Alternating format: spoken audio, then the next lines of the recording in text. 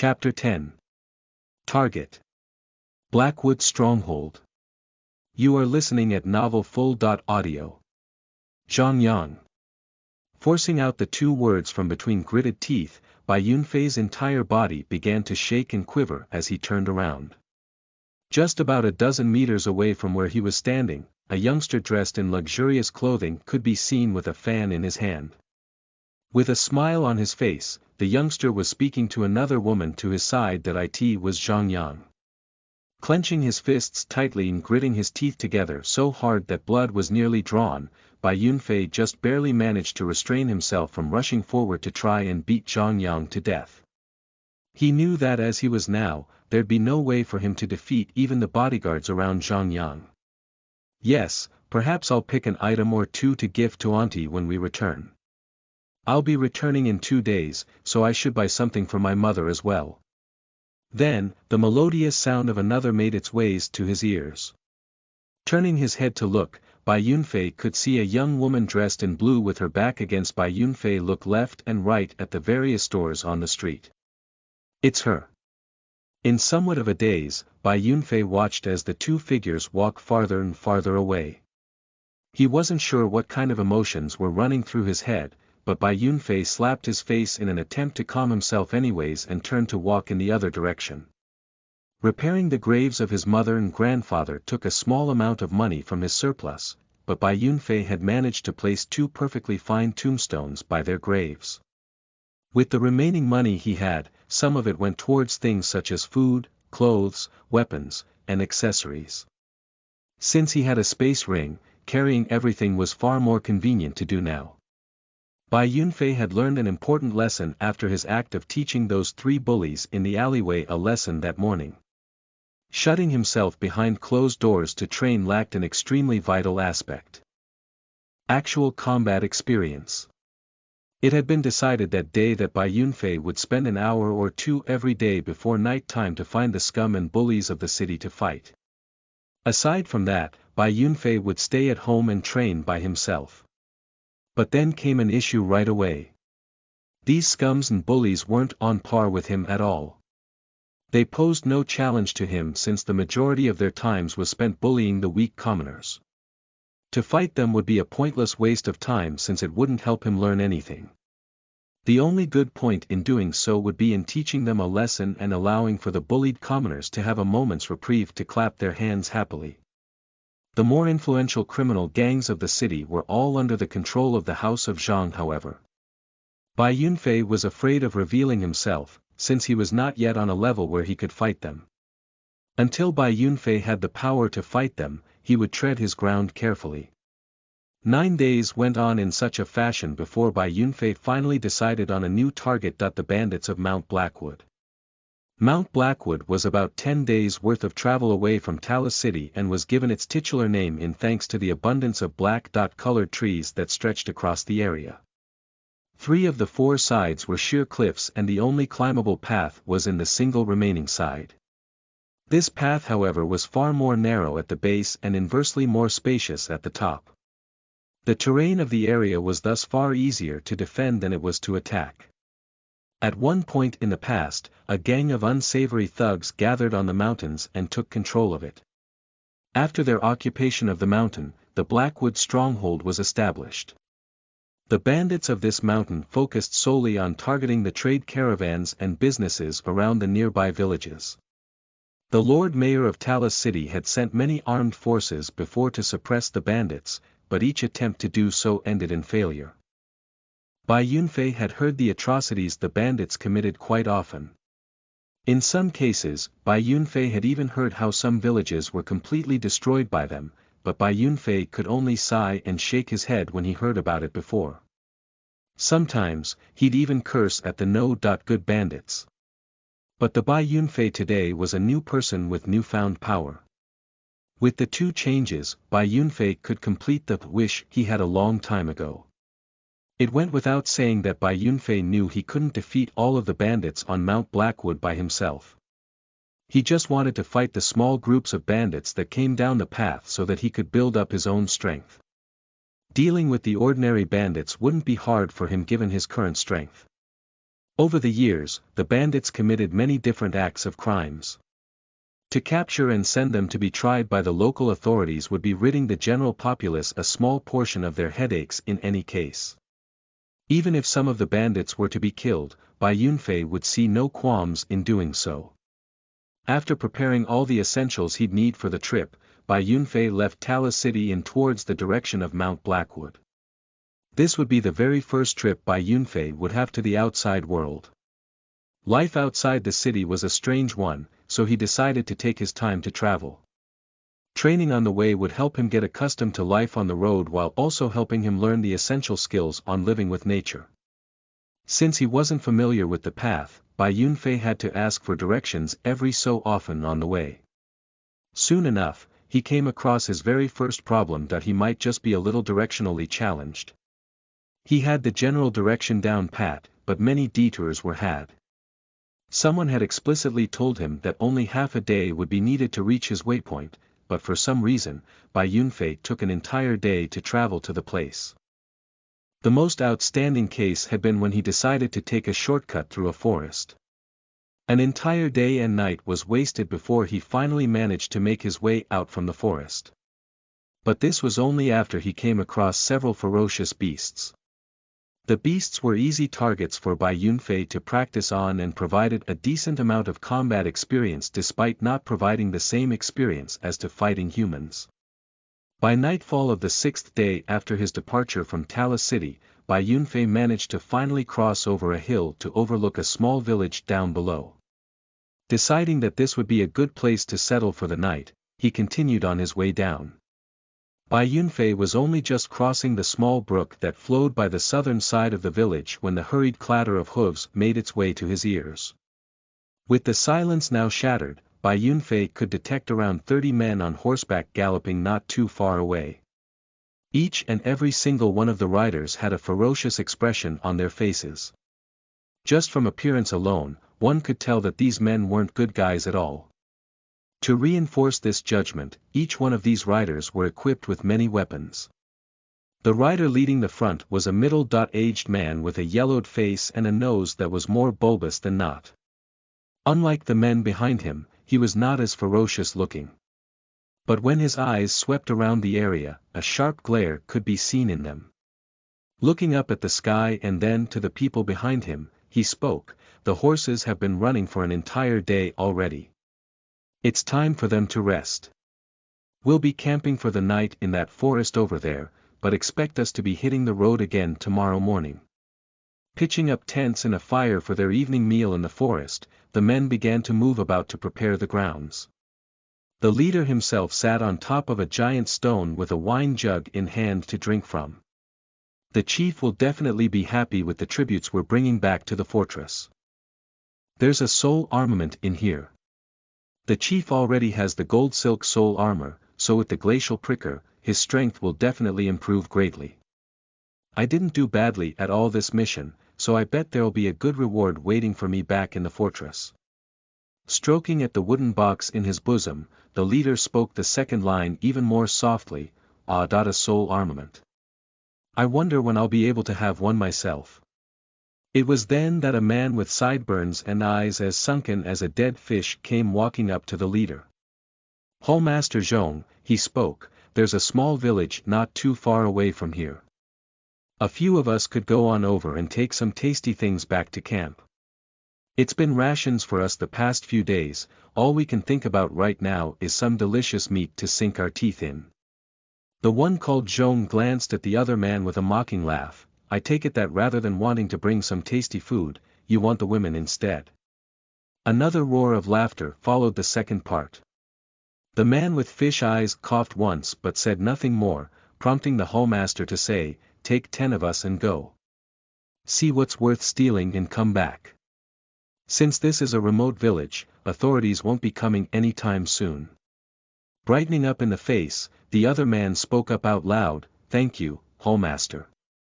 In the quiet village, smoke was billowing up from the kitchen chimneys, and several village children could be seen running around happily. A big golden dog could also be seen lying lazily on its stomach as it bathed in the setting sun. Suddenly, the ears of the dog perked upwards and its eyes grew vigilant. Rushing to its feet, the dog's back arched upwards and began to growl with a deep pitch. The ground beneath everyone started to quake slightly with the sounds of hooves stampeding across it. One by one, men on top of horses began to appear on the road leading to the village with frightening speed. A youngster about 20 years old was carrying a pole with a bucket of water at both ends at the time when he heard the commotion. Confused, he turned his head towards the source. Only a single glance was required for him to realize the severity of the matter. With a face that paled within a second, his legs started to knock together in fright. It took several more seconds for him to finally snap out from his fright. Tossing the water buckets to the ground, he dashed off to the center of the village and began to shout aloud, "Bandits! Bandits are here! The bandits are here!" As soon as he let out that warning, the entire village went into high alert. Nearly 100 villagers charged out from their homes in doubt to look at the youth currently hiding in the center of the village with his head held in his hands. There was a young but pretty girl that approached the trembling youth. Her hair was long and draped across her shoulders, but it did nothing to hide the oval dot-shaped face and her large eyes. Concerned, she held his arm and asked, "Brother Xuanhuan, what's going on? Who's here?" It's them. They're here again. Everything's burning. The village gone. Everyone's dead. Dead. Father. Mother. Sister. They're all dead. They're here again. The youngster had been mumbling to himself in fright before the young woman's voice snapped him back to reality. Starting with a violent shake of his head, he took the young girl's hand with terror and anxiety. "They're coming. You have to run. Linger, hurry up and run. All the young women should run off and hide, don't let them find you. If you have anything valuable in your homes, just give it to them. Give it to them. Or you'll die." The first part had been directed to just the young girl, but then the later half had been shouted for the rest of the villagers to hear. Still, everyone was at a loss for words at what was happening. His words, however, were enough to send them in a panic from the terror and mannerisms he was going through. Anxious, everyone turned to the 50-something-year-old elder to the side. He was the elder of the village. The elder himself looked grim as he observed the trembling youth. Turning around, the man faced the villagers. Xuanhuan came from Plum Village from the other side of Mount Blackwood. The villagers there tried to resist the Blackwood stronghold and were all killed as a result. As a survivor, he made his way here. The elder muttered so softly he may as well be talking to himself. But the rest of the villagers had heard what he said. "Everyone, listen to what Xuanhuan said. Have all the women run and hide. If they want something, don't put up a fight and give it to them." When the 10 horses made its way into the village, the dozen villagers who stayed behind started to shake violently. Each one of these horse riders were carrying chillingly cold broadswords that frightened the very souls of anyone that looked at it. The villagers here are something else. Are they actually welcoming us? Whatever. As long as you listen to us, the great I won't hurt you. Hurry up and bring out all the meat and wine you got, and whatever other valuables you have. As long as you satisfy us, we'll take what we want and leave. The dead-eyed man from earlier spoke happily as if he was doing everyone a great favor. Looking at all the weapons the men were carrying, the elder knew that resistance was futile. Bowing fervently, he replied, "Thank you for being so merciful, O Great One. We will bring out what you want right away. Please wait one moment." Turning around, the elder gave a signal to the other villagers. He knew everyone was unwilling to bend to their will, but there was nothing else they could do. Several other villagers turned around with the elder and returned to their own homes to retrieve what they had. For these villagers who lived here for their entire lives, how could they fight back? The fact that these bandits would leave after taking their possessions was already a good thing. "Hold on." But the man with fish eyes suddenly shouted, causing everyone to leap up in fright. "Bring out all the young and pretty women and have them leave with us. We've several dozen brethren waiting for us in the forest back there." But since you've been so obedient so far, we'll be sure to return your women safe and sound after they're done serving us. Chapter 11. First Encounter with Bandits. You are listening at novelfull.audio. Book 1 Chapter 11. First Encounter with Bandits. What? Hearing the big man's words, the village chief had a dumbfounded expression. The villagers behind him also had furious expressions. Oh. So, you're unwilling. Humph. I thought you'd be enlightened enough to listen to me obediently, but turns out I'll still have to do the snatching myself. The impatient voice of the big man with dead fish eyes rang out. The village chief finally turned around and said in a trembling voice. Sir. We will listen to you by giving you all our food and money. Please spare us. Cut the crap. Am I negotiating with you? Since you're unwilling to tell them to come out, I'll go and find them myself. With a mean and savage expression, the big man swung the horsewhip in his hand at the village chief. A snap was heard as the old village chief was sent flying upside down. Several villagers hurriedly caught him and saw a blood-red whip mark on his chest, his skin torn and his flesh gaping open. The leading big man got off his horse. Raising his large saber, he walked towards the house of a family on one side. The people behind him also spread out, wanting to enter the houses to search. 4 or 5 bandits did not move. They were staring fiercely at the villagers, the weapons in their hands giving cold sparkles under the light of the setting sun. Seeing the bandits going into their houses, some villagers rushed up to resist, but they were knocked down with ease. 2 of them were even hit by weapons and immediately fell down in pools of blood. That big man was walking towards a house. All of a sudden, a youngster rushed out from among the villagers.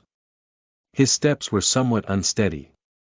Apparently, because he was too terrified, he fell to the ground when he came close to the big man. Without struggling up, he gripped one of the big man's legs and implored in a trembling voice. Please. Leave them alone. Don't go in, I beg of you. This youngster was none other than Xuanhuan. He had been staying at the back of the crowd all along. But now, even though he was extremely frightened inside, he still rushed out, because Linger was hiding in this house. Seeing him like this, the big man was stupefied for a short while. Then he gave an eerie laugh. What? There's something important to you in this house. Haha, then open your eyes and watch me go off with it. Afterwards, he lifted a foot and sent Xuanhuan flying immediately with a kick. Xuanhuan spouted out a mouthful of blood when he was still in midair. His ribs seemed to have been broken by the kick. After falling to the ground, he struggled to get up, but a bandit stamped on his back, preventing him from getting up. Not long after the big man entered the house, terrified screams of a young girl came out from inside. That big man then laughed out loud in pleasant surprise and complacency. Ha ha. I didn't expect this shabby village to have such a juicy girl. The brat outside wants to protect you, right? What's good about that kind of weakling? Come and let me love you properly. Xuanhuan kept wanting to struggle up, but he could not break loose from that foot which was stamping on his back. He hopelessly reached out his hands towards the house in front of him, his eyes almost blood-red. Linger. Don't be afraid, Linger. I'll come and save you right away. Right away. When his beloved was about to be violated, his deep fear turned into an extreme hatred. He hated heaven for being unfair, hated the bandits for being inhuman, and hated himself for being a weakling. A force was being bred in his mind and was awakening in the depths of his soul. The young man spouted out another mouthful of blood. His hands pushed against the ground, their blue veins popping up. His body was lifted up bit by bit, but his consciousness gradually started to become hazy. The bandit who was stamping on the youngster's back with a foot suddenly felt that the resistance under his foot seemed to get stronger and stronger, even feeling somewhat insuppressible. His eyes flashed with fierceness. He raised the large saber in his hand, ready to bring it down in a chop. Right at this moment, he heard several people exclaim from behind. Before he could turn around, he felt a great force hit the back of his head. Then the body of this bandit was sent flying a good several meters and fell to the ground. Not uttering even a groan, he lost consciousness. Without stopping at all, a silhouette then rushed into the house from which the cries for help of the young girl were coming out. This was none other than Bai Yunfei. When he reached the entrance of the village, he saw a scene of chaos in the village. Some people had fallen down in pools of blood and some were treating them on one side.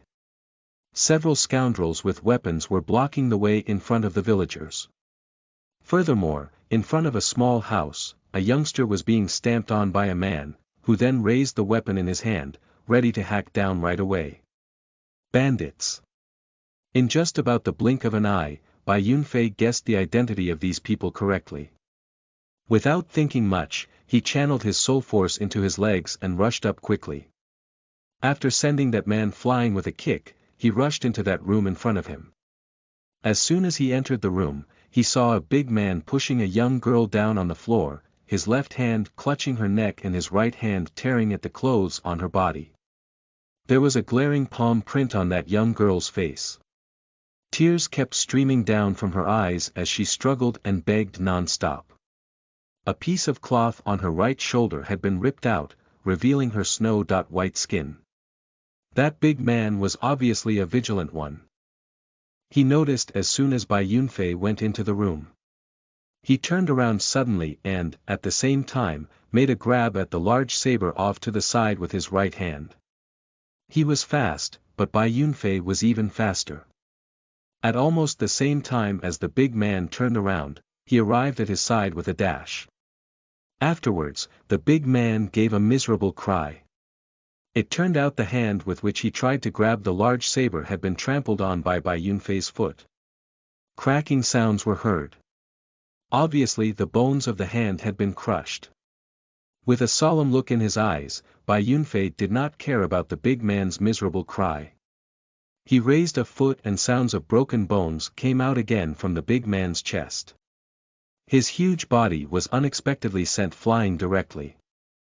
Only after flying 3 or 4 meters away from the room did it fall down to the ground. After the big man had flown out, the outside was caught up in a strange silence. Everybody, whether bandits or villagers, watched in a somewhat stupefied manner as that big man was lying on the ground spouting blood unceasingly. Only when Bai Yunfei walked out of the room did those bandits react by running up to the big man in succession while crying. Even the several bandits who had rushed into other houses ran out when hearing this. The dialogue situation in which the bandits would shout a question. "Where are you from, brother?" and Bai Yunfei would say indifferently, "You're unlucky to run into me. On behalf of the moon, I will destroy you," did not occur. After walking out of the room, Bai Yunfei swept a glance at the 11 bandits who were still standing. Without giving them any time to reorganize, he charged straight at the bandit nearest him. That man was frightened. He promptly raised the large saber in his hand and swung it at Bai Yunfei. Bai Yunfei leaned to one side a bit, avoiding the blade. He then reached out his left hand, grabbed the man's wrist and gave a squeeze. That man let out a miserable cry. The large saber slipped out of his hand. Bai Yunfei caught it and threw it backwards, then hit him in the face with a punch. That man immediately fell straight on his back and passed out. Only when Bai Yunfei had knocked out another bandit did the remaining bandits react. Brandishing their weapons, they came at him and surrounded him. Bai Yunfei grabbed up the man who had just been knocked down at his feet, whirled him around in a circle before throwing him out immediately, smashing him into 3 other men. He then rushed out of the encirclement and walked around quickly among the bandits, snatching their weapons and hitting them with his fists. In just a while, the weapons had been piled up and the 10 bandits had fallen to the ground in disorder. Most of them had been knocked out. The few who were still conscious were wailing on the ground, clutching either their wrists or their stomachs. Bai Yunfei had used just a few minutes. He looked at the bandits who were lying all over the ground. There was even a somewhat unsatisfied expression on his face. This was a soul cultivator. Even though he was still at the initial stage of soul apprentice, he was not someone who ordinary people could match. Right at this moment, Bai Yunfei suddenly heard the sounds of horse hooves from behind. He turned around to take a look. It turned out there was still a bandit who had escaped unpunished. At some point, he had quietly mounted a horse and was now fleeing like crazy towards the road they had taken to come here. Bai Yunfei naturally could not let him get away. With a step, he began to give chase. Because he did not know how to ride a horse, he had no choice but to run like mad in pursuit. That man thought that he had escaped a disaster and was feeling glad that he had run away fast enough. Just come around that bend up ahead and he would see the mountain top where his hallmaster and the others were resting. Later, if he and those brothers went up together, they would definitely be able to kill that man. Just when he let out a sigh of relief, he suddenly felt that there was something unusual at his side. He gave a sidelong glance and was so frightened that he almost fell down from the horseback. Running with all his might, Bai Yunfei finally caught up with that man. Under the terrified look in his eyes, he grabbed one of his legs, which were squeezing the horse's belly, and pulled with force, dragging him to the ground directly. That man fell down from a horse that was running at high speed, and fell face first to the ground miserably, so when he stopped rolling, he was already breathing out more air than he was taking in. When Bai Yunfei, carrying the runaway man with him, reached the entrance of the village, he suddenly heard a miserable cry in the village. His heart skipped a beat. Could it be those bandits have woken up? Impossible, I hit them very hard. He quickly walked into the village. But when he saw the situation in the village, he stood still as if he was struck by lightning and looked at a blood-red area in front of him in stupefaction. The villagers were all right, but they were similarly gazing towards the center of the village with a terrified expression. That relatively wide vacant area in the center of the village had now been covered in blood completely. This was the blood of that gang of bandits.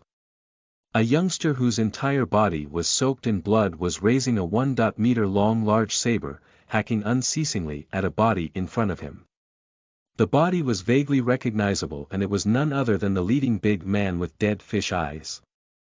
Those 10 bandits around him were now all dead, with their chests and necks covered in deep wounds caused by the hacking of a large saber.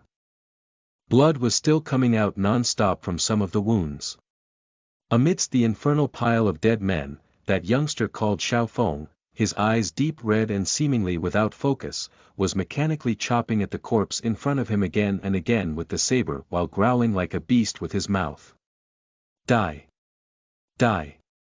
All bandits must die. To pay for my parents' death. To pay for my sister's death. Kill you. Kill you. I'll protect Linger. You're not allowed to harm my Linger.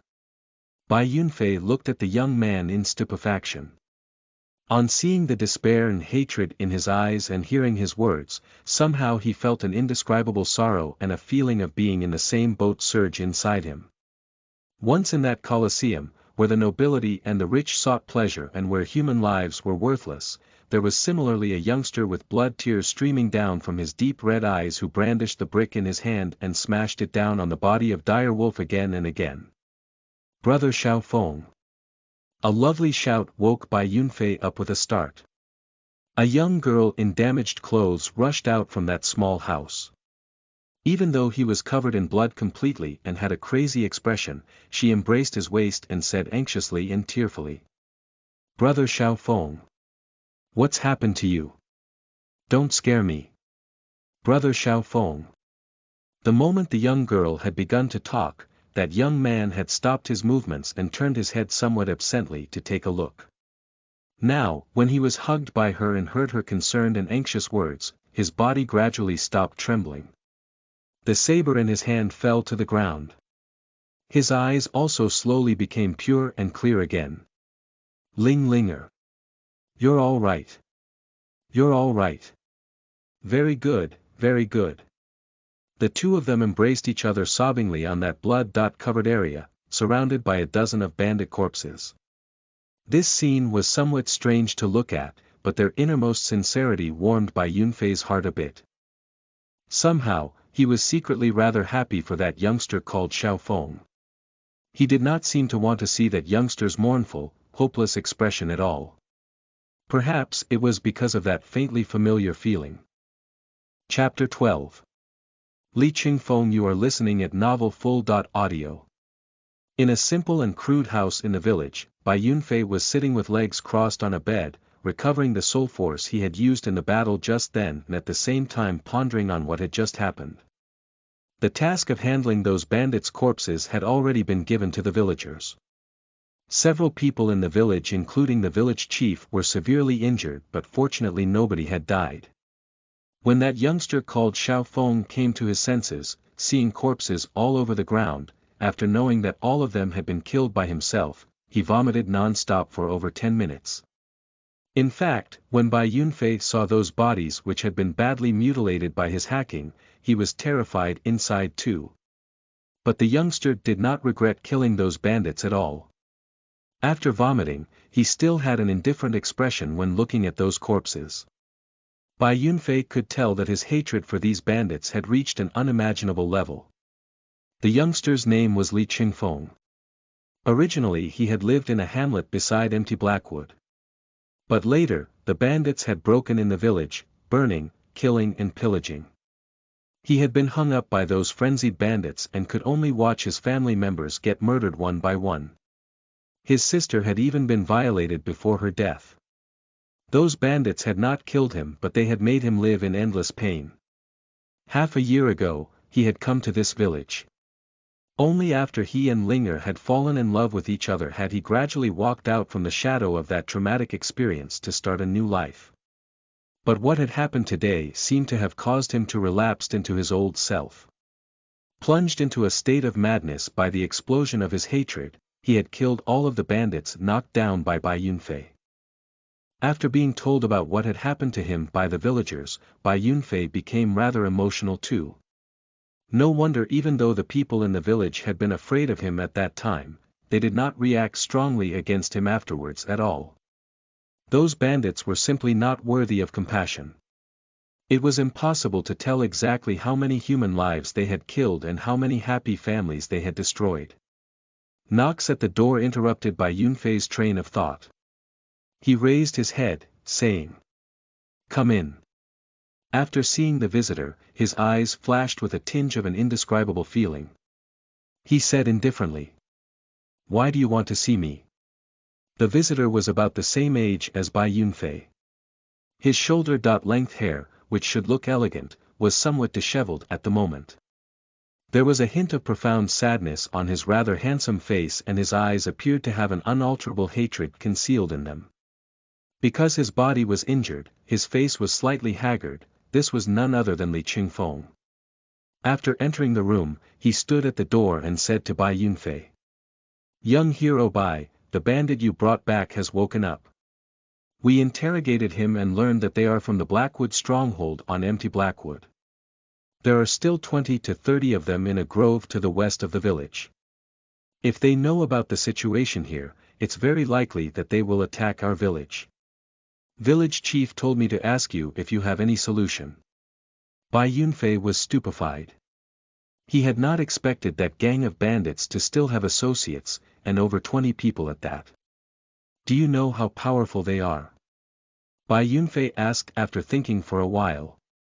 That man said, "Their hallmaster Zhong over there is a soul cultivator of the late-stage soul apprentice level." At this point, Li Qingfeng seemed to be somewhat afraid. "You know about soul cultivators?" Judging from his current manner, obviously he knew about the fearsomeness of soul cultivators. "I do. It's said that the chieftain of the Blackwood stronghold bandits is a soul cultivator of the middle soul warrior stage with enough power to lift cauldrons, split boulders and tear wild beasts apart alive. The vice-chieftain is a late soul personage, the 4 hallmasters under them are all soul cultivators too.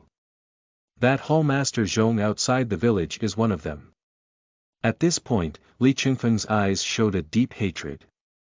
Besides, that hallmaster Zhong was the leader of the bandit group that destroyed my former village and ruined my family. Bai Yunfei was somewhat preoccupied listening to him.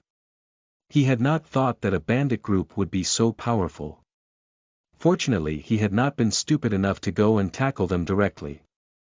Now it looked like he would also have to be extremely careful even when getting rid of small groups of bandits coming down from the mountain. Could it be soul cultivators were so widespread? Moreover, there was even a hallmaster of the late-stage soul apprentice level not far from here. Compared to him, Bai Yunfei would probably be no match for him in a 1-on-1 fight. After all, they were basically not on the same level in real combat experience.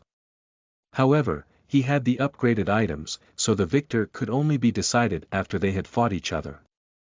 Young hero Bai, you are a soul cultivator too, right? Can you deal with that bandit group outside the village? Li Qingfeng asked somewhat urgently.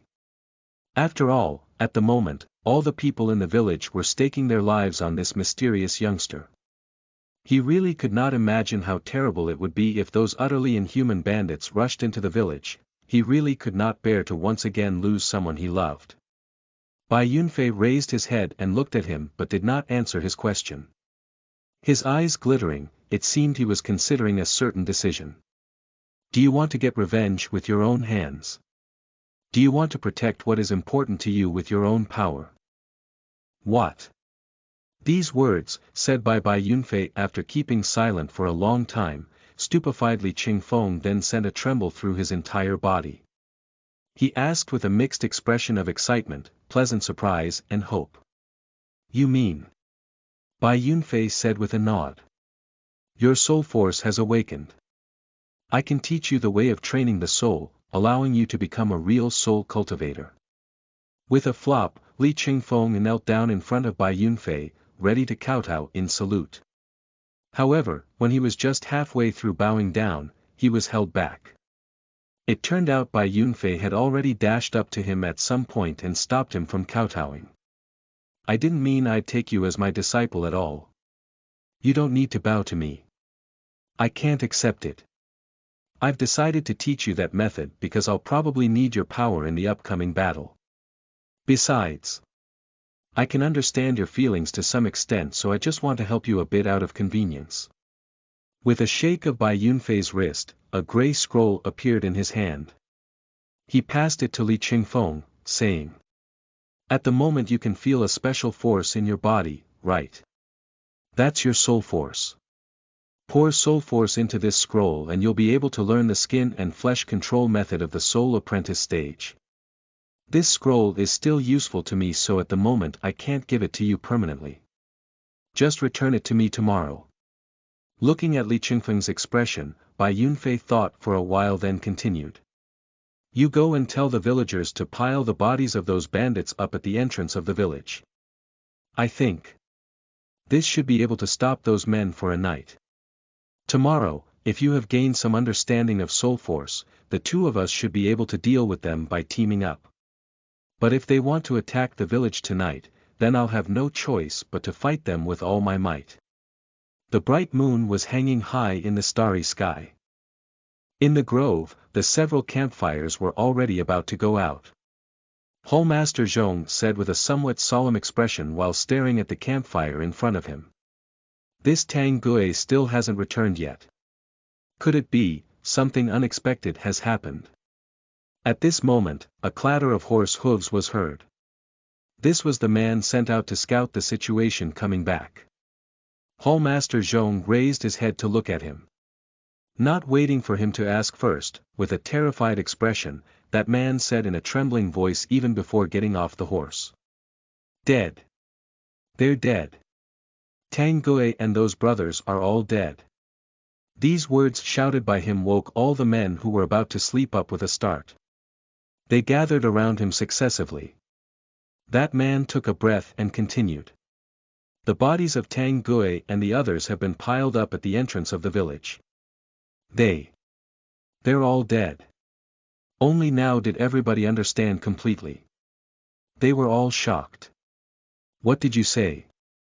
Those 10-something men are all dead. Did you get it wrong? Tang Gui isn't weak. Ordinary people are simply no match for him. It's just a small village. How could it have possibly killed them all? Get your weapons ready, everybody. Let's go to that village and have a look. If it's true, let's exterminate them to avenge Tang Gui and those brothers. Don't panic. There may be some expert over there. All of you shut up for me. Hallmaster Zhong shouted his command angrily upon seeing everybody thrown into disorder. The expression on his face was very unsightly. As soon as he shouted, the grove quieted down. Hallmaster Zhong looked at that man who had gone to scout previously, saying, "Did you really see their bodies? Are there any other circumstances?" It was really their bodies. I was afraid there would be danger, so I didn't get too close to them and didn't dare to act rashly. Then I immediately came back to report to you, Hallmaster. After listening to what he said, Hallmaster Zhong did not say anything again. He lowered his head and pondered expressionlessly. Someone who can kill the 13 of them including Tang Gui is definitely not weak. Maybe. That's a soul cultivator. What's their purpose in piling the corpses up outside? To anger us, to lead us into attacking, then ambush us. Or to frighten us so that we won't dare to act rashly. After a long time, he lifted his head and swept his eyes over everybody, saying, "We're not familiar with this place, so attacking at night would put us at a disadvantage. We'll rest for a night. At dawn tomorrow, we'll kill our way into the village. They have provoked our Blackwood stronghold. We'll definitely destroy their village and kill them all." Because Bai Yunfei did not know when the bandits outside the village would come to attack, he did not sleep at all. Instead, he sat on the bed practicing cultivation while always paying attention to the situation outside. To him now, not sleeping for a day or two would not affect him too much. The enemies were a hallmaster of the late soul apprentice stage and over 20 other vicious bandits. If he was on his own, he would definitely be no match for them. Hopefully in a night's time Li Qingfeng could roughly grasp how to use soul force and to control the skin and flesh. If that was the case, there would be 2 soul cultivators on this side, and when they cooperated with each other, they could win. With a thought, Bai Yunfei took out from the interspatial ring a +9 dagger. I can't use too much soul force. But if I have one more weapon with an additional attribute, I'd have a greater chance of winning. Let's upgrade this just once and see. Upgrade. Upgrade successful. Equipment grade. Normal upgrade level. +10 attack. 22 additional attack. 27 +10 additional effect. Attacks have a 2% chance of slowing the target's speed for 10 seconds. Upgrade requirement. 15 soul points. Successful. Bai Yunfei was delighted. Speed reduction. A pretty good effect. Then. Let's be ready to welcome the first real battle in my life. The next day, when light had just appeared, Bai Yunfei called Li Qingfeng out. He had been practicing for a whole night. Judging from his vigorous expression, his training seemed to have gone rather well. Bai Yunfei asked, "How's your training?" Li Qingfeng respectfully handed the scroll to him, saying, "I have memorized the method for soul force cultivation and the first level of body control. After a night of practicing, the injuries on my body have healed. I have consolidated my early soul apprentice stage and can already control my skin and flesh to a simple extent as well." Afterwards, he walked towards a wash basin-sized rock on one side and raised his right fist. It swelled up in an instant and he smashed it down violently. Amidst soft cracks, the rock was broken into pieces. He picked up a piece about the size of an egg and squeezed with force. A large amount of very small fragments then fell down. Bai Yunfei was somewhat amazed. After just a night, except for having healed his injuries, Li Qingfeng could even grasp the first level of body control to such an extent. To him, this was rather unexpected. Not bad, given your current power, those ordinary bandits are already no match for you. Even though you lack real combat experience, using your speed and strength, and something I'm about to give you, it shouldn't be difficult for you to deal with them. Last night they didn't attack, so they'll definitely come not long after dawn. At that time, we. After explaining everything clearly, Bai Yunfei patted his shoulder with a solemn expression. The safety of this village will depend on the cooperation of the two of us. Then, let's fight with all our might. Chapter 13. First time fighting a soul cultivator, the might of an upgraded item. You are listening at novelfull.audio. Over 20 fast horses rushed out of the grove, with Hallmaster Zhong at the forefront, galloping towards the village. After coming round a bend, they saw a common village up ahead in the distance.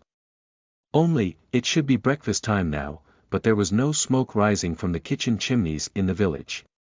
Moreover, a small pile of men could be vaguely seen at the entrance, making the calmness of the village somewhat strange. Hallmaster Zhong lifted a hand and said to the bandits behind him. Slow down now. Be careful when advancing. There may be an AMB, however. Before he could finish what he was saying, a thick rope suddenly rose from inside the earth and was stretched tight instantly. The galloping horses simply had no time to react. The several horses charging in the forefront immediately fell to the ground. The riders also fell from the horseback in succession. The men at the back promptly pulled the reins, but there was still a poor bandit who was trampled on the chest by the horses that could not stop in time. He gave a snort, then did not move anymore. The moment the several horses in the front fell down, two silhouettes rushed out swiftly from the left and right sides of the road respectively, then killed their way into the chaotic crowd. Hallmaster Zhong jumped out with a smack on the back of his horse right when it fell down. He rolled on the ground several times, cancelling out all the forward momentum. As soon as he turned around, he heard miserable cries ring out behind him. He saw two people rushing and killing among the disorderly bandits, just like tigers among sheep. These two people who had just rushed out were naturally Bai Yunfei and Li Qingfeng.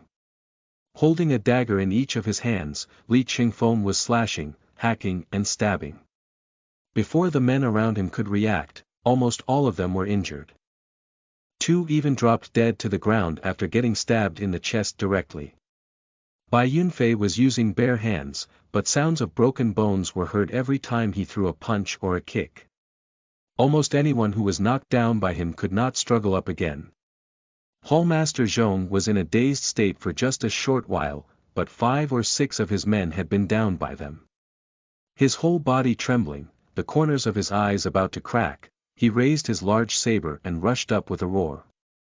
BDNVLM. Seeing that Hallmaster Zhong rushing over, Bai Yunfei's eyes flashed with a tinge of shrewdness.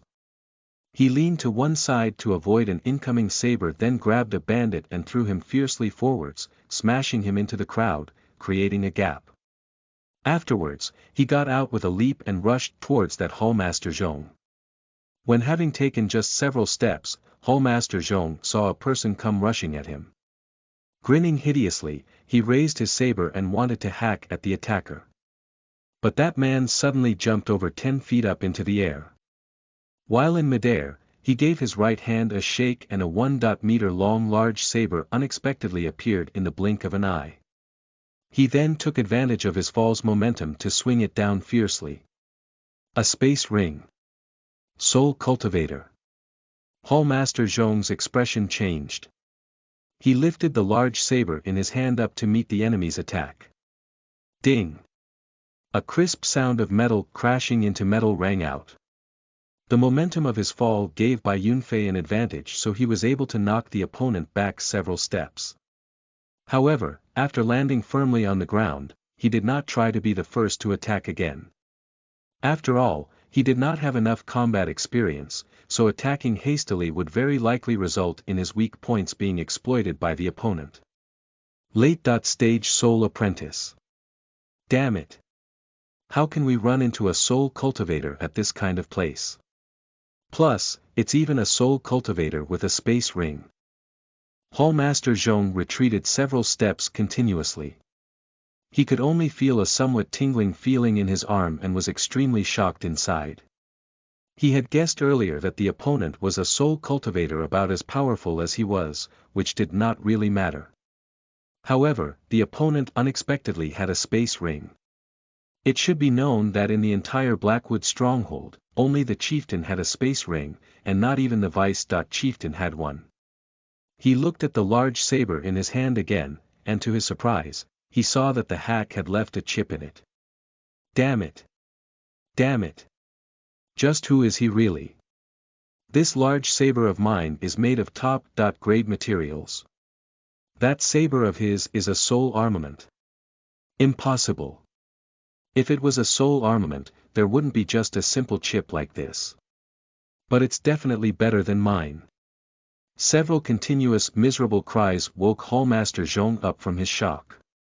He lifted his eyes to take a look. More than half of the group of bandits behind Bai Yunfei had unexpectedly already fallen down. Even though one of Li Qingfeng's arms had suffered injuries, they were not serious at all. As he moved nimbly about, dodging and weaving, he did not use any techniques worthy of mentioning either. He would just dodge the incoming attacks, then thrust with his daggers, downing the bandits one after another. That man is a soul cultivator too. This is bad. Hallmaster Zhong suddenly reacted. He rushed straight towards Bai Yunfei without any more hesitation. Bai Yunfei's fighting plan was actually very simple, namely, when the enemy was still unprepared, he himself would hinder Hallmaster Zhong first while Li Qingfeng would dispose of those common bandits, then they would join forces and kill Hallmaster Zhong. Those common bandits had 22 men in total. In the very beginning, 6 of them had been knocked down by Bai Yunfei and Li Qingfeng, and another had been unlucky enough to be trampled on by the horses. When Bai Yunfei had rushed out to obstruct Hallmaster Zhong, there had already been only 15 men left. So, relying on his all-out effort and resentment, Li Qingfeng had been able to handle them fairly smoothly. Moreover, because those bandits had been attacked suddenly, and so many of their comrades had been downed in an instant, they were flustered inside. One man's loss is another man's gain. Under this circumstance, Li Qingfeng would probably be able to knock down all the bandits in 10 more minutes. That Hallmaster Zhong obviously had also noticed this. Not daring to delay again, he attacked with all his might, but Bai Yunfei only defended. Relying on the sharpness of the large saber in his hand, he clashed with him head-on strike after strike. Before long, Hallmaster Zhong's saber was covered in chips, looking like a saw with teeth. Bai Yunfei raised his saber again and warded off another hack by Hallmaster Zhong. Suddenly, he felt a great force come from his stomach, but this was Hallmaster Zhong throwing a kick at him. He was, after all, still too inexperienced, so he had only paid attention to stopping the opponent's weapon and had neglected defending his lower body. As a result, he was knocked back several steps continuously by the kick.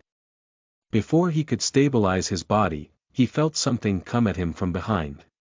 He turned around in a flash and saw that a bandit had unexpectedly left the group fight against Li Qingfeng to go up to his back at some point, then swung his saber at himself. Learning from Hallmaster Zhong, he raised his saber to block the attack and also raised his foot, sending him flying with a kick. That man was immediately sent flying in the direction of Li Qingfeng, then was stabbed in the chest mercilessly with a dagger. When lifting his foot, Bai Yunfei secretly braced himself for another attack. Before he could turn around, the corners of his eyes caught a glimpse of the gleam of a saber that was coming at the right side of his waist. Because it was impossible for him to block the strike with his saber, he could only lean to the left, avoiding the attack by a hair's breadth, and jump at the same time. However, when he had yet to escape completely, he felt a burning pain in his waist.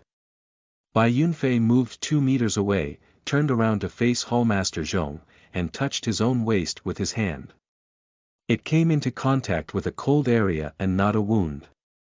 Hallmaster Zhong was looking at the totally delighted expression on Bai Yunfei's face in some stupefaction. That saber strike by the waist just then should have been able to cut him in half directly, but except for feeling some pain, he had not even lost a single drop of blood. A large hole had been cut into the clothes at Bai Yunfei's waist, revealing a gray armor underneath. There was a white mark on the armor, which had been caused by that saber strike just then. Bai Yunfei touched this soft armor on his body in pleasant surprise. I didn't expect the defense of this +10 soft armor to be so high. That was so dangerous. I even thought I'd be cut in two. Equipment grade. Normal upgrade level. +10 defense. 31 additional defense.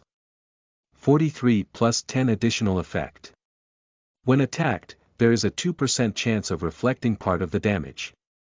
How is this possible? How is this possible? Could it be that soft armor of his is a soul armament? Just who is he really? Roaring in his heart, Hallmaster Zhong rushed up again.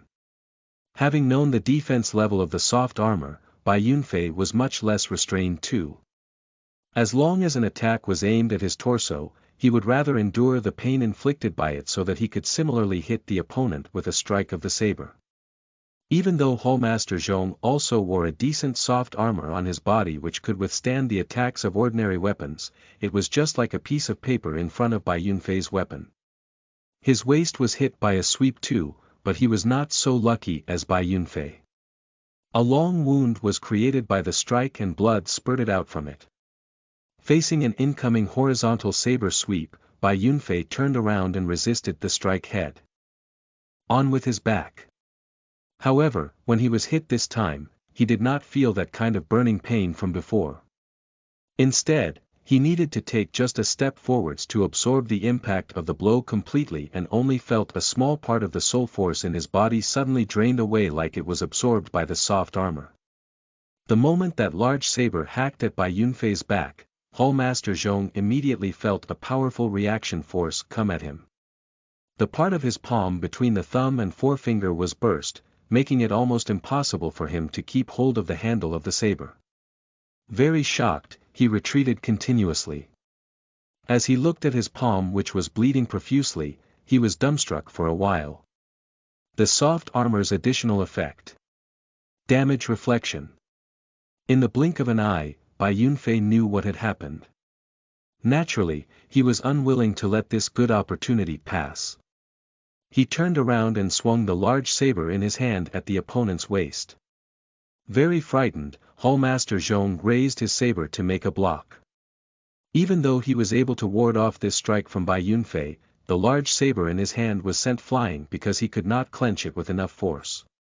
Greatly shocked, Hallmaster Zhong retreated continuously. Only when he had moved over 10 meters away did he look at Bai Yunfei with a terrified expression. Bai Yunfei did not pursue and attack him because he had seen that the battle behind him had already finished. None of the 22 bandits was still standing and most of them had been killed. The remaining ones were lying on the ground wailing, powerless to fight again. There were some injuries on Li Qingfeng's arms and legs, but luckily his torso was still intact. Underneath the tattered clothes, there was a grey soft armor too. Although it was merely a +9 defensive item and did not have an additional effect, it was already enough to defend against those bandits' common attacks. Li Qingfeng was in no hurry to finish off those bandits who were still alive. Instead, raising the 2 blood-dripping daggers, he walked up to Bai Yunfei's side step by step. His whole body was drenched in blood, most of which belonged to those bandits. Those blood-red eyes, filled with endless hatred, were staring firmly at Hallmaster Zhong. Even though Hallmaster Zhong had killed countless people, now he also felt a tremble in his heart and did not dare to look him in the eyes. Hallmaster Zhong took a deep breath and calmed his chaotic mind down. He did not dare to take his eyes off Bai Yunfei and Li Qingfeng even for a moment for fear that the two of them would attack suddenly. His right hand reached into his bosom and took out a long wooden case from which he then took out a blue weapon that looked like an ice pricker. Though I'm not good at using this kind of weapon, it's a soul armament in any case, so it should be able to pierce through that soft armor. At this stage, I've got no choice but to go all out. Bai Yunfei had not attacked immediately because he wanted to give Li Qingfeng a little time to recover. Now the situation was advantageous to them, so as long as they were somewhat careful, they should be able to emerge victorious. At this moment, the opponent took out a weapon that seemed like an ice pricker and was about the same size as a dagger. Judging from his expression, Bai Yunfei felt that this was definitely no ordinary object. Seeing him rush up, he told Li Qingfeng, who was beside him. "Watch out for his weapon. I'm going to have a dogfight with him and you're going to look for opportunities to attack." Facing Hallmaster Zhong who was rushing at him, Bai Yunfei still brought the saber down in a hack efficiently. The enemy unexpectedly raised the short pricker horizontally, using the short and small body of the pricker to block this strike. Moreover, when it came into contact with the saber's blade, a nick unexpectedly appeared at the contact area of the blade. After blocking Bai Yunfei's attack, Hallmaster Zhong repeated the same trick he had used before by raising his foot, throwing a kick. How could Bai Yunfei possibly fall for the same trick again? He also threw a kick. After the 2 feet collided with each other, both of them took half a step backwards. However, Hallmaster Zhong reacted faster than Bai Yunfei. After stabilizing his body, he took a step forwards, then raised the glacial pricker in his hand and thrust it straight at Bai Yunfei's heart. Bai Yunfei was very frightened. He did not dare use the soft armor on his body to take this strike head-on, so he hurriedly put the large saber in his hand in front of his chest horizontally. Then a soft sound of collision was heard and Bai Yunfei retreated several steps continuously. Just when the opponent was about to pursue and attack him, his expression changed suddenly. He turned around, raised the glacial pricker and blocked a sneaky incoming dagger. But he felt a pain in his arm. Although he had blocked a dagger, there was another one he could not block. Li Qingfeng had grabbed the opportunity to leave a wound on the opponent's arm before getting knocked away with a kick. Bai Yunfei stabilized his body and lowered his head to take a look. He immediately broke into a cold sweat as he saw a round, small hole through both sides of the blade and in the center of the large saber's body. Even the chest part of his soft armor had been pierced halfway through. Moreover, there was a cold area around the small hole that was covered in a layer of water droplets like it had frosted over. What weapon is that? Bai Yunfei trembled with fear as he looked at the weapon in Hallmaster Zhong's hand.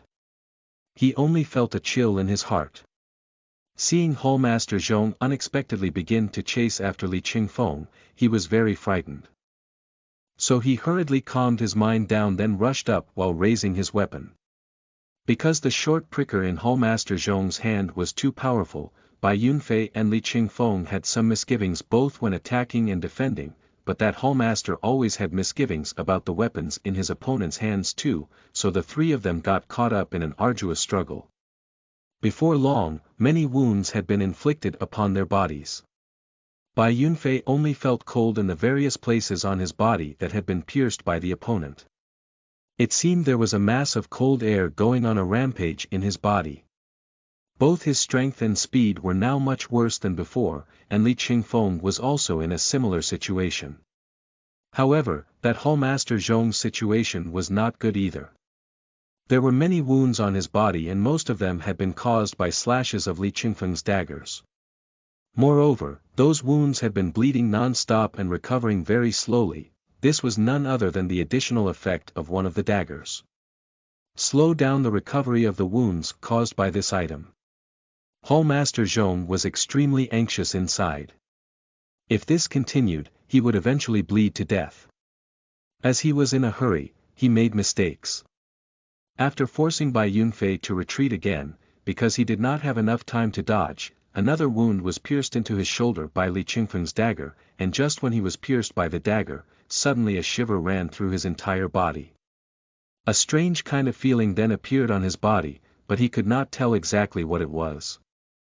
When he made a backward stab at Li Qingfeng, who was beside him, and the attack was barely avoided by the opponent, he finally discovered a problem. The opponent should not have been able to avoid this strike from him completely at all, but he had unexpectedly avoided it, because he himself had slowed down. In a normal situation, to his knowledge, this strike should have already hit the target. However, his body had become a bit slower. This was an exceptionally uncoordinated feeling that he had never experienced before, so he was even somewhat at a loss. However, Bai Yunfei's eyes glittered with shrewdness. A few seconds later, he finally confirmed that this was the additional effect of the other dagger. Attacks have a 2% chance of slowing the target's speed for 10 seconds. Attacks have a 2% chance of slowing the target's speed for 10 seconds. Trigger successful. Of course Bai Yunfei could not let this rare chance pass. He reminded Li Qingfeng to pay attention to attacking with a roar, then brandished his large saber, attacking the opponent fiercely. One strike after another, Bai Yunfei hacked down unceasingly at a speed of almost 1 strike per second. Hallmaster Zhong was extremely flustered inside, not knowing what had actually happened to his body. His reduced speed made it impossible for him to counterattack, so he could only block Bai Yunfei's attacks one after another in a pitiful manner. Suddenly, when he used the short pricker to block yet another strike of the saber, he felt a powerful force come from the saber.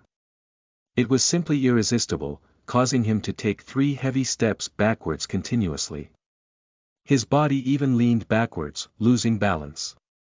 When Bai Yunfei felt a strand of soul force rush into the large saber, he immediately knew that the effect had been triggered. Equipment grade. Normal upgrade level. Plus 10 attack. 33 additional attack. 39 plus 10 additional effect. Attacks have a 3% chance of inflicting knockback. Now is the time. The moment Bai Yunfei shouted loudly, Li Qingfeng had already rushed up to Hallmaster Zhong's face. After raising both of his daggers simultaneously, he stabbed them down at the opponent's chest. Through the heart. Chapter 14. Soul Personage Stage, Soul Skills, and Soul Armaments. You are listening at novelfull.audio.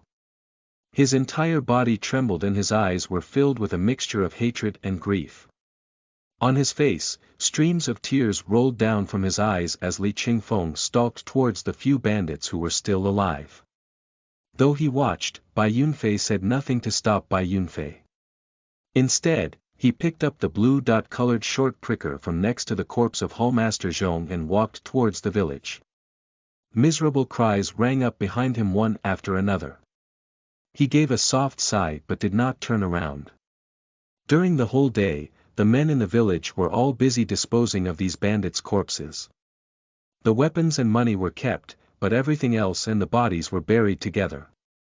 After all, because so many bandits had died this time, they absolutely could not let someone else know about this, otherwise they would bring a disaster to the hamlet. There were 30.6 corpses in total.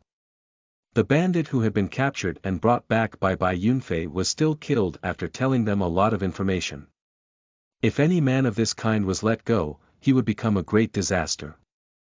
There were also those horses. Selling them all together was definitely out of the question because this would be too easy to notice.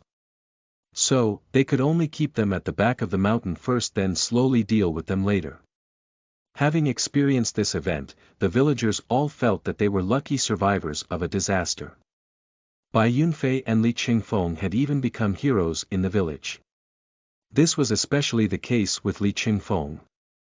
Except for looking a bit crazy when facing those bandits, he was very kind and sincere to other people. Lingya was by his side all the time, carefully helping him treat the wounds on his body. The next day, before dawn, Bai Yunfei slowly opened his eyes after making a strange hand seal with his hands. He had been sitting with legs crossed on the bed doing cultivation for a whole night. As he stretched his sluggish waist, his entire body gave off a series of cracking sounds. Bai Yunfei even let out a comfortable sigh softly. He raised his right hand and put it in front of his face, then made a fist. A delighted smile appeared on his face. Early stage soul personage. I've benefited a lot from yesterday's battle. Using the upgrade technique to increase the soul force is certainly a shortcut, but real combat is also necessary. If I want to become powerful, there's still a very long way to go. Having reached the soul personage stage, the first thing he did naturally was to take that technique scroll out and experienced the blood and bones control method of the soul personage stage. Only after a long time did he put the scroll away, then lower his head, saying contemplatively. The blood and bones control method is much more complex and difficult than the skin and flesh control method. I can only learn it bit by bit through meditation. Next is. With a thought, the various items inside the space ring showed up in his mind. His soul force touched the other two scrolls that he had been unable to take out previously. This time Bai Yunfei's feeling was much clearer than before. He felt clearly that his soul force was gently bounced off by a force on one of those scrolls when trying to come into contact with it and thus was unable to get close to it. As for the other scroll, the moment his soul force touched it, it disappeared like a flash then reappeared in Bai Yunfei's hand. Looking at this white scroll in his hand, Bai Yunfei was rather excited inside. He poured his soul force into it impatiently. The overlapping waves art, a mid-human tier soul skill that uses a special method to control the explosiveness and stretching of the muscles and bones of the arm so that the force of a punch behaves like an overlapping wave. The resulting power is thus several times greater than that of a normal punch. After having read the contents of the scroll, Bai Yunfei carefully arranged his thoughts for a while. A soul skill that I'll have to control both the muscles and the bones at the same time. No wonder I can only practice this after reaching the soul personage stage. This means that I'll have to be a soul warrior before I can use the other scroll. Is there a soul skill in that one too? Besides, after the overlapping waves art, there's also a spear technique. This means. At this point, there was a happy expression on Bai Yunfei's face again.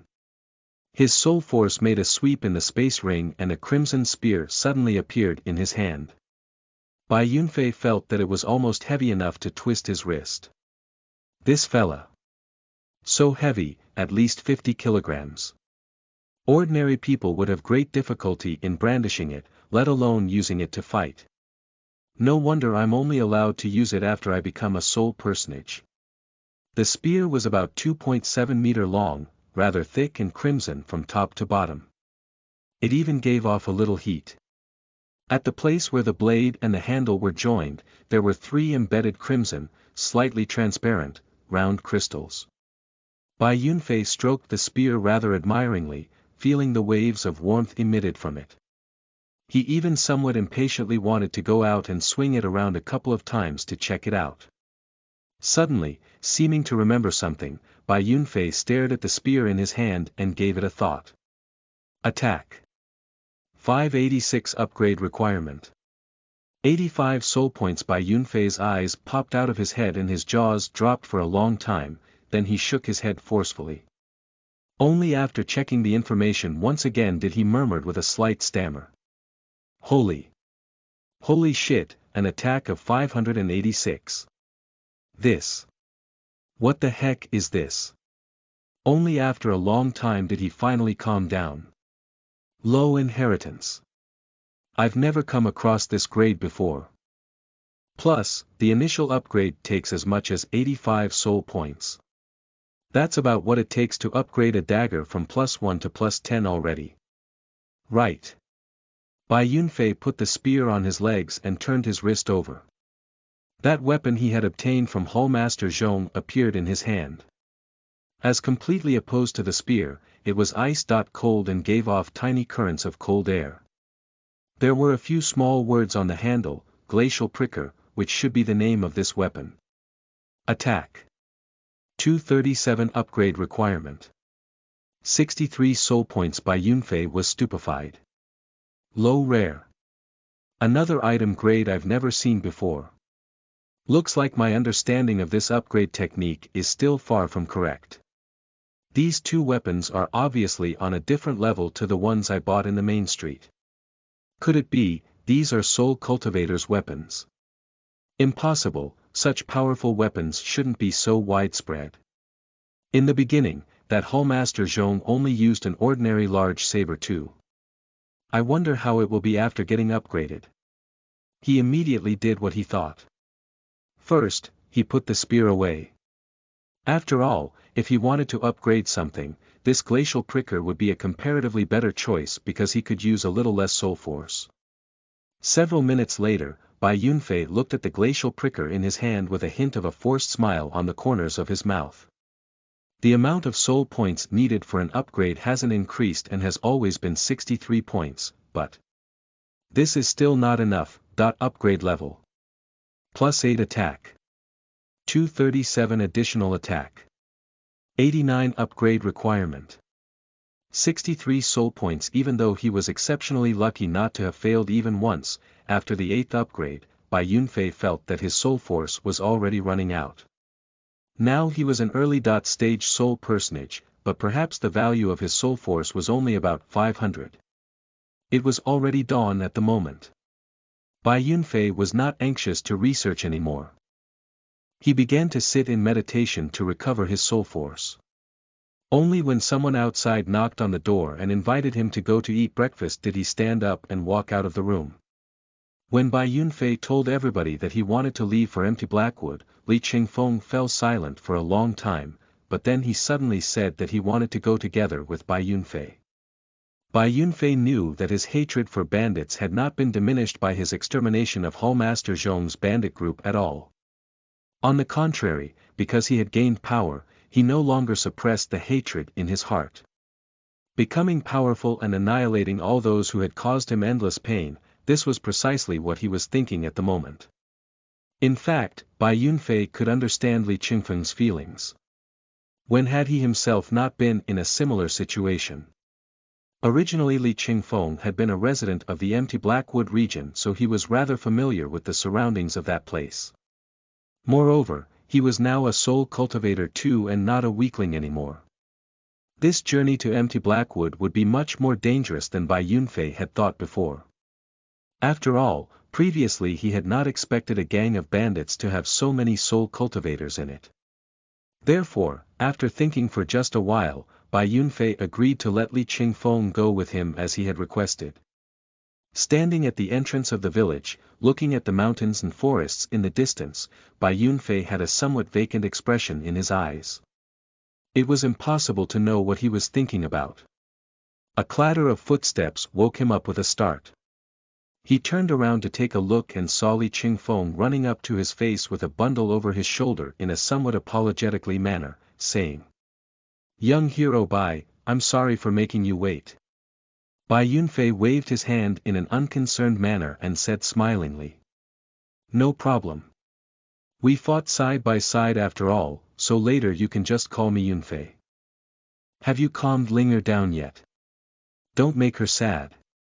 "Haha. Alright, then you can just call me Qingfeng too. Don't appear too aloof. I've already promised Linger that when I return from empty Blackwood this time, I'm going to marry her and take care of her all my life." There was a happy smile on Li Qingfeng's face. He turned around to take a look at the village again and waved to the young girl who was standing in front of the door of her house gazing at him. Then he turned around and went with Bai Yunfei, gradually disappearing towards the end of the path in the forest. This time, because Li Qingfeng acted as a guide and both of them had good footwork, they went rather fast.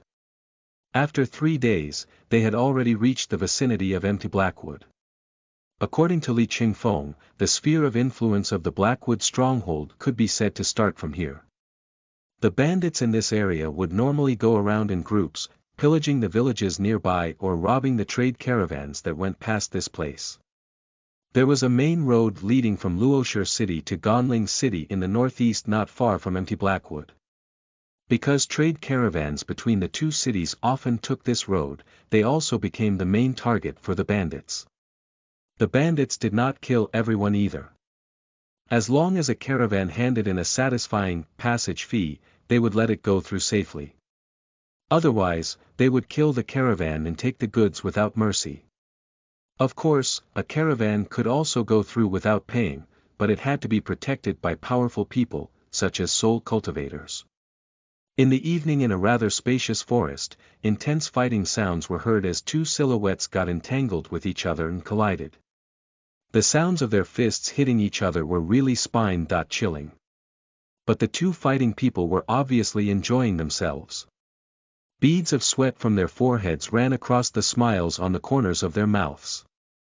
They threw a punch with their right fists at each other's left shoulder simultaneously. Then they both retreated several steps successively and stood face-to-face. This was none other than Bai Yunfei and Li Qingfeng. Let's stop training for today, Qingfeng. You've become more and more skillful at muscle control.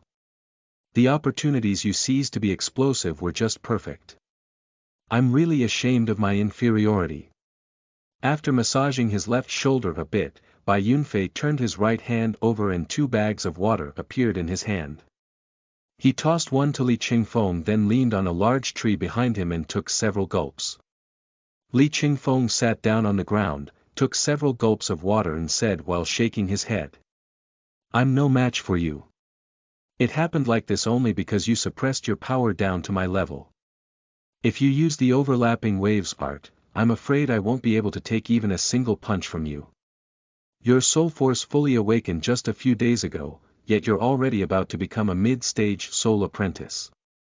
I don't know about the other soul cultivators' practice speeds, but you're quite a lot faster than I was in the beginning.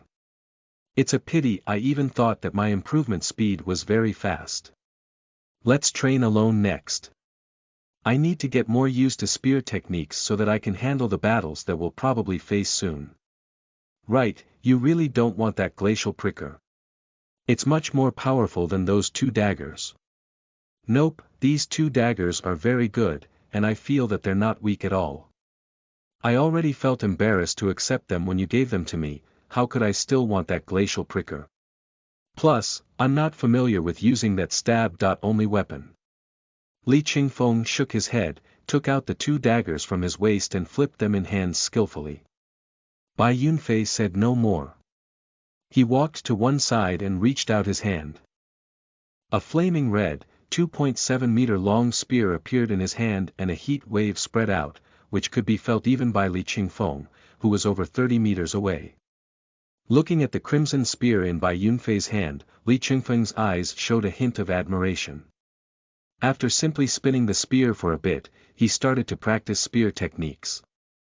Horizontal sweeps, straight thrusts, upward yanks, downward smashes. Even though he had been learning them for just 3 days, his execution already looked decent, and it got faster and faster. Now Bai Yunfei's body was shrouded in countless blurs of the spear. From the distance, he looked like a flickering fire. All of a sudden, his body stopped moving and the various spear images disappeared. With a soft shout, he thrust the spear straight at a large tree that could only be hugged by 2 people holding hands in front of him. The moment the spear was thrust out, its entire body suddenly radiated a dazzling red glow. The 3 crystals at the top of the spear were even ablaze with a red light, looking like they were wrapped in a crimson flame. Pooh! A soft sound was heard as the tip of the spear went into the tree with complete ease.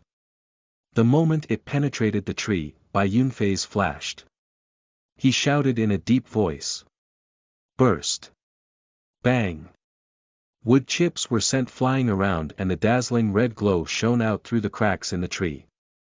Afterwards, that whole section of the tree exploded suddenly and a heat wave several times more violent than before spread out in all directions. This large tree then fell backwards. An entire section at its base had gone missing, leaving behind a burned black cut surface. Chapter 15. With bandits like these, prepare to kill. You are listening at novelfull.audio. Book 1 Chapter 15. Bandits like these, prepare to kill. Upgrade level. Plus 10 attack. 586 additional attack. 338 plus 10 additional effect. Straight thrusts have a 10% chance of causing an explosion of fire. Upgrade requirement. 85 soul points. As Bai Yunfei stroked the crimson body of the spear, a smile appeared on the corners of his mouth. He looked at the fallen large tree in front of him, put the spear away, then turned around and walked to a place not far from Li Qingfeng on Li Qingfeng's right-hand side. After sitting down, leaning on a tree, he began to recover the physical strength he had used. For the last several days, Bai Yunfei had never stopped studying the glacial pricker and the spear. In terms of grades, the spear was obviously superior to the glacial pricker. Therefore, he had experimented with the glacial pricker first. Of course, the most important thing was the upgrades. Even though he felt that a rare item like the glacial pricker should not possibly be destroyed after getting upgraded to +8 like ordinary items, he still considered for a long time before deciding to continue with the upgrades. He had obtained it for free anyway, so it would not matter if it exploded. If other soul cultivators knew that he treated a soul armament in such a manner, perhaps their balls would hurt so much that they would vomit blood. The results did not disappoint him.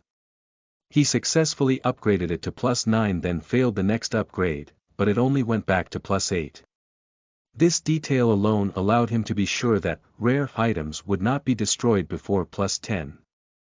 When Bai Yunfei upgraded the glacial pricker to +10, he did not continue upgrading it because intuition told him that if he failed again, the result would be very different to what had happened when he had failed to upgrade normal items after +8, namely, the item would be destroyed.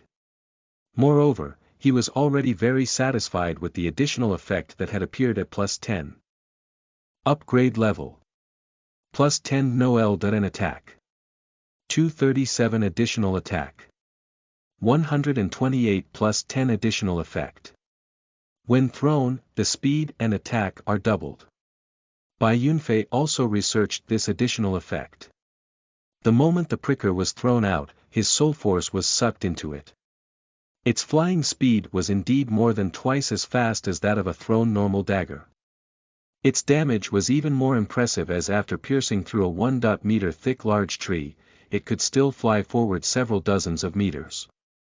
Bai Yunfei once carelessly shot it into a mountain wall, and afterwards he and Li Qingfeng had to dig as deep as 3 or 4 whole meters to take it out. Furthermore, if he poured soul force into it in a proactive manner when throwing it, its speed and power would be even greater.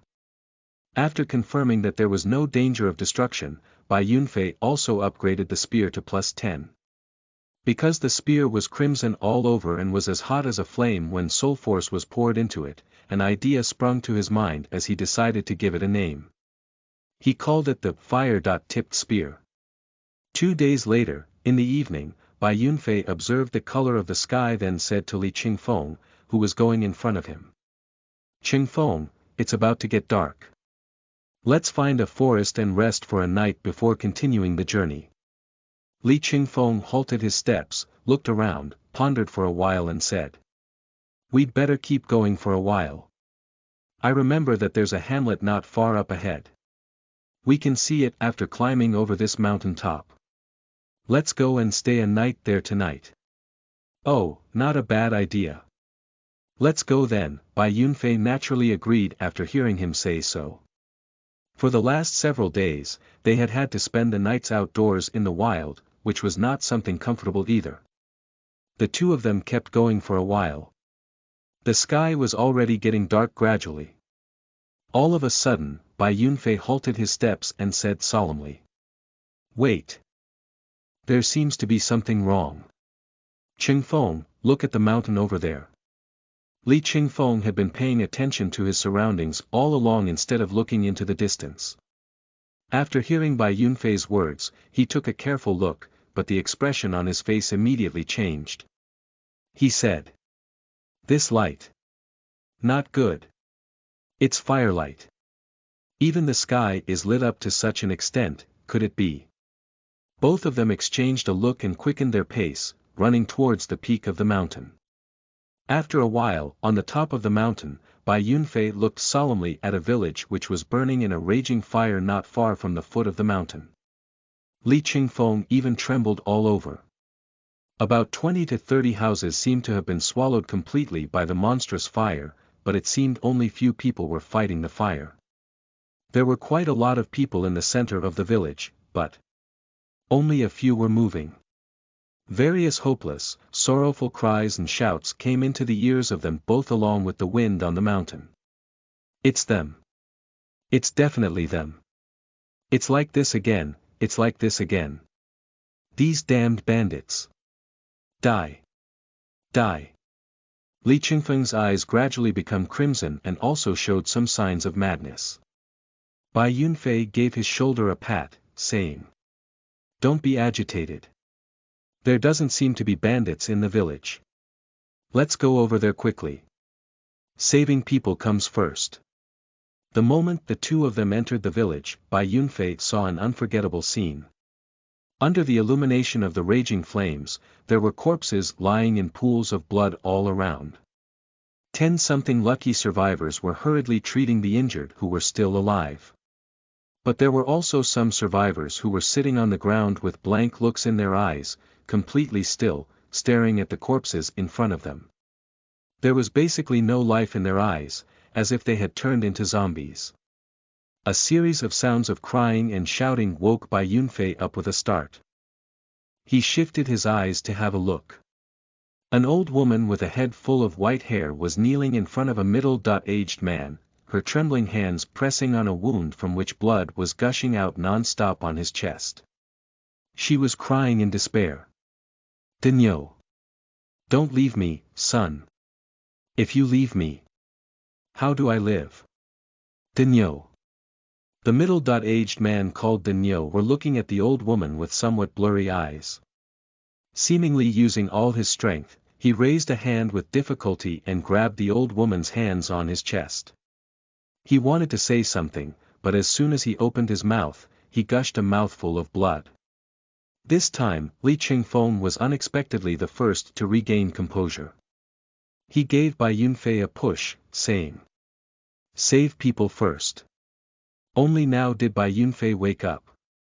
Turning his right hand over, he took out from the space ring all the medical items he had been carrying along, gave Li Qingfeng some, then ran towards that old woman. "Granny, you're doing it wrong. Allow me to treat the wound quickly. He can still survive." After pulling the old woman up gently, Bai Yunfei squatted down in front of the middle-aged man and began to treat his wound. The old woman was stupefied but reacted immediately. She looked at Bai Yunfei gratefully but was trembling too much to say a word and could only wait anxiously with an expression full of hope. Bai Yunfei was not too adept at treating such a serious wound, but he did it very carefully. When the wound was bandaged completely, sweat had already come out on his forehead. However, that middle-aged man's life seemed to have been saved at last, and he was looking at Bai Yunfei appreciatively with a fragile expression. Bai Yunfei let the old woman look after this middle-aged man again, then stood up and went to another injured person. After treating the wounds of several other people, his forehead was already covered in sweat and his expression was getting more and more solemn. A fury was growing inside him unceasingly. "Mom! Mom! What's happened to you? The house is burning. Let's get out quickly, Mom. Why aren't you wearing clothes? Quickly go out with Fonger, okay? Fonger's head hurts so bad. Mom! Say something to me." Soft and tender sounds of crying came from a burning small house on one side. Bai Yunfei was surprised to learn that there were still survivors inside. Seeing that the house was about to collapse, he did not think much and rushed inside immediately. A 4 or 5-year-old little girl with high twin-tails was kneeling on the floor. Her little face should be innocent, but it looked spent and dirty at the moment. Her left cheek was badly swollen. There was even a streak of blood hanging from a corner of her mouth. Obviously she had been hit violently by someone earlier. Judging from the somewhat confused look in her eyes at the moment, she seemed to have just woken up from her unconsciousness. However, in front of the little girl, there was a completely naked woman lying motionlessly on the floor. Her entire body was covered in countless bruises and bloodstains, looking like someone had cut her spotlessly white body with a saber again and again. The woman's mouth was stuffed with a piece of clothing which seemed to be her underwear. Obviously she had been violated and tortured before her death and had been unable to say anything. The endless pain and horror she had suffered could still be seen in her wide-open eyes. The little girl was pushing the body of her mother non-stop. The soft and tender sounds of her crying contained fear, puzzlement, confusion and pain. Seeing this scene, Bai Yunfei fell into a trance instantly. It seemed he did not dare to believe what he was seeing. A burning, broken timber smashed down beside the little girl. Bai Yunfei finally woke up with a start. He rushed up like an arrow and kicked away a beam that was threatening to smash down on the girl. Then he took off his coat and wrapped it around that woman's body. Lifting the little girl with one hand and the woman's body with the other, he rushed out quickly. After giving the little girl to the villagers on one side to take care of, he observed the surroundings carefully. It seemed there were already no survivors left in any house, and all the curable injured people had basically been cared for. Suddenly, there was a clamor in the opposite direction. Bai Yunfei turned around to take a look and saw that Li Qingfeng was being surrounded by 5 or 6 villagers. They seemed to be saying something. "What's going on, Qingfeng?" Bai Yunfei asked after walking up to Li Qingfeng's side. "I don't know either. Just now I revealed my power when saving an injured person who was trapped under a heavy object. They surrounded me after that," Li Qingfeng said while shaking his head in a somewhat doubtful manner. Right at this moment, the people around suddenly knelt to the two of them. A middle-aged man whose both legs and left arm were injured said loudly, "Young heroes, please go save my younger sister. She was captured and taken away by those bandits.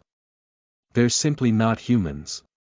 My younger sister, in the end, she'll definitely be tortured to death. Please go save her. I'm going to kowtow to you." After saying so, he knocked his head on the ground loudly regardless of the injuries on his body. His forehead immediately bled, but he did not pause at all. The other people around also started to implore, saying that their own daughters or wives had been taken captive by the bandits and begging Bai Yunfei and Li Qingfeng to save them and bring them back. For a few moments, many people knelt down before the two of them and begged piteously. It turned out there were still the people who had been captured by the bandits. Only after being stupefied for a while did Bai Yunfei and Li Qingfeng react by raising everybody up hurriedly. Without saying anything, Bai Yunfei gave Li Qingfeng a look. They nodded to each other. He then turned to the villagers, saying, "Take good care of your injuries, everybody. We'll definitely do our best to save them and bring them back." According to the villagers, those bandits had already left about 3 hours ago. Bai Yunfei and Li Qingfeng asked for the direction, then gave chase at a very fast speed. As they galloped, the scenery on the sides of the road fell behind them quickly and their ears were filled with never-ending sounds of the wind blowing. With a solemn expression, Bai Yunfei was thinking about something, but Li Qingfeng was already holding the 2 daggers in his hands, his eyes glittering with rage and hatred. After they ran fast for about 1 hour, the silhouettes of a group of people appeared in a meadow ahead of them.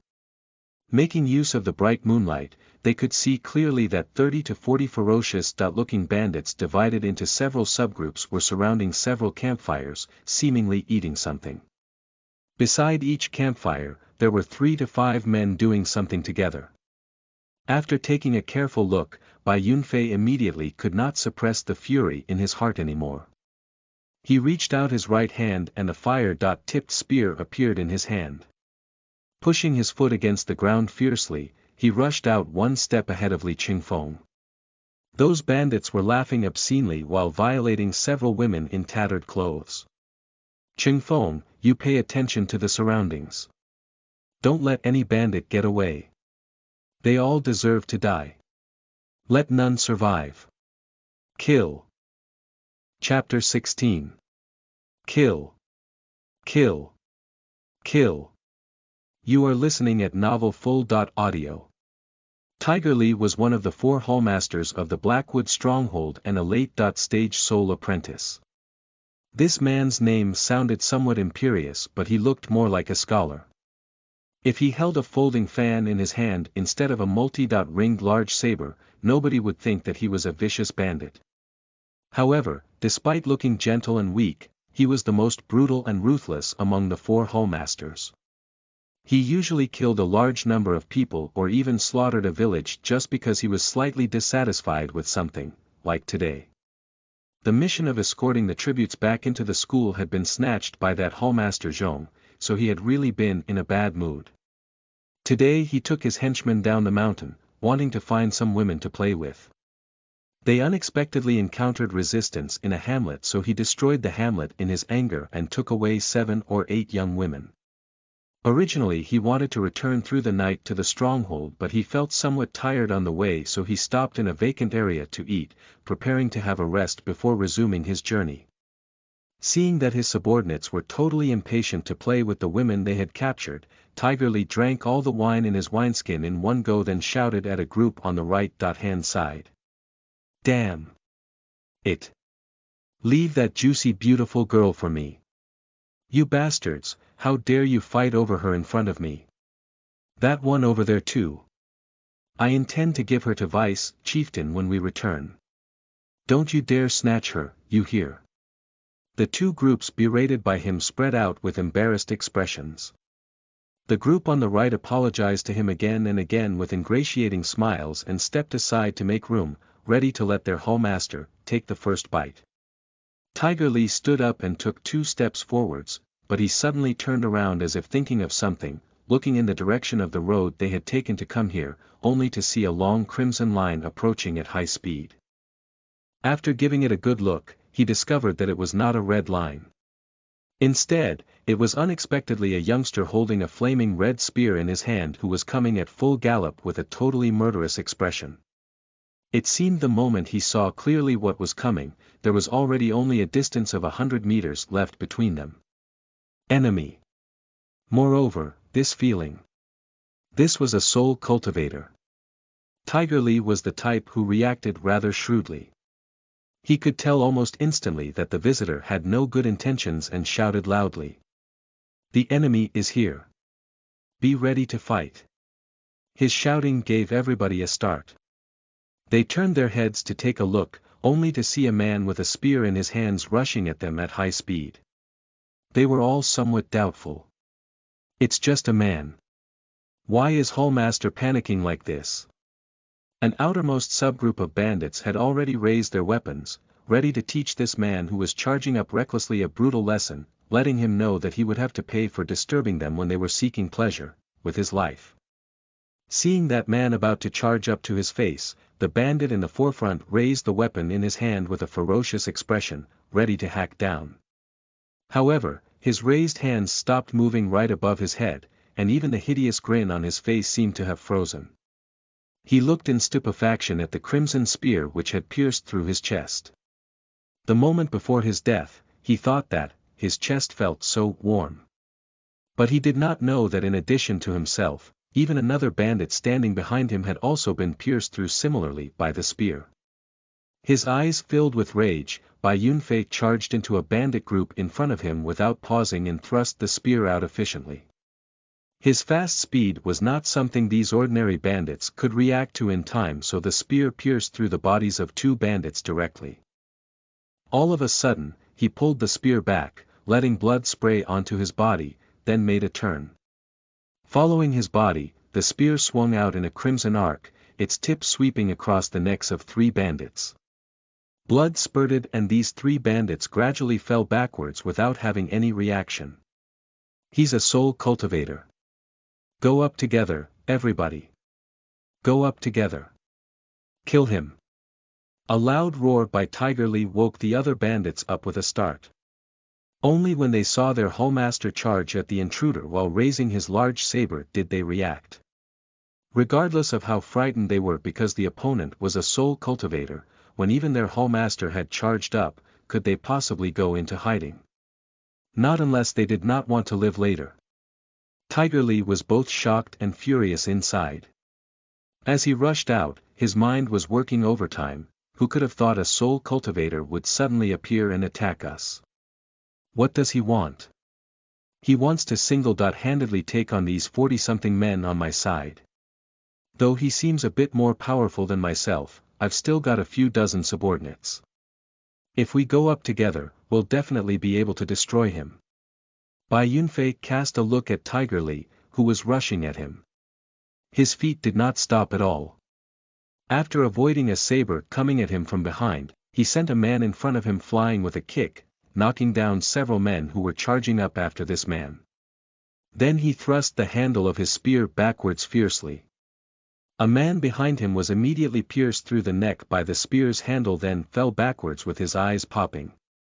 Holding the spear horizontally, Bai Yunfei blocked two sabers hacking at him from one side. He suddenly pushed with force, causing those two men to lean backwards, then swung the tip of the spear at them, splitting their throats. Now Tiger Li finally arrived. He had not expected this man to be so fierce that he could kill 3 men in just a moment. With a loud roar, he suddenly jumped up, then brought his saber down on Bai Yunfei in a hack. It was already too late for Bai Yunfei to turn around then attack with the spear. He could only lift the spear horizontally up above his head. After blocking this saber strike head-on, he was knocked back several steps continuously by the force of the impact. When Tiger Li was about to pursue and attack Bai Yunfei, he was forced to back off by a horizontal sweep of the spear. After forcing Tiger Li to retreat, Bai Yunfei dashed away, extending the distance between them, and attacked another group of 7 or 8 bandits. Every time Tiger Li wanted to rush up, he forced him to retreat, then pulled away and continued to deal with other bandits. Bai Yunfei was like a tiger among sheep.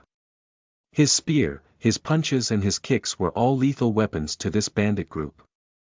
One bandit after another was knocked down to the ground, leaving fewer and fewer still standing. When Bai Yunfei yet again pierced through the chest of a bandit with his spear, Tiger Li finally was able to grab the opportunity.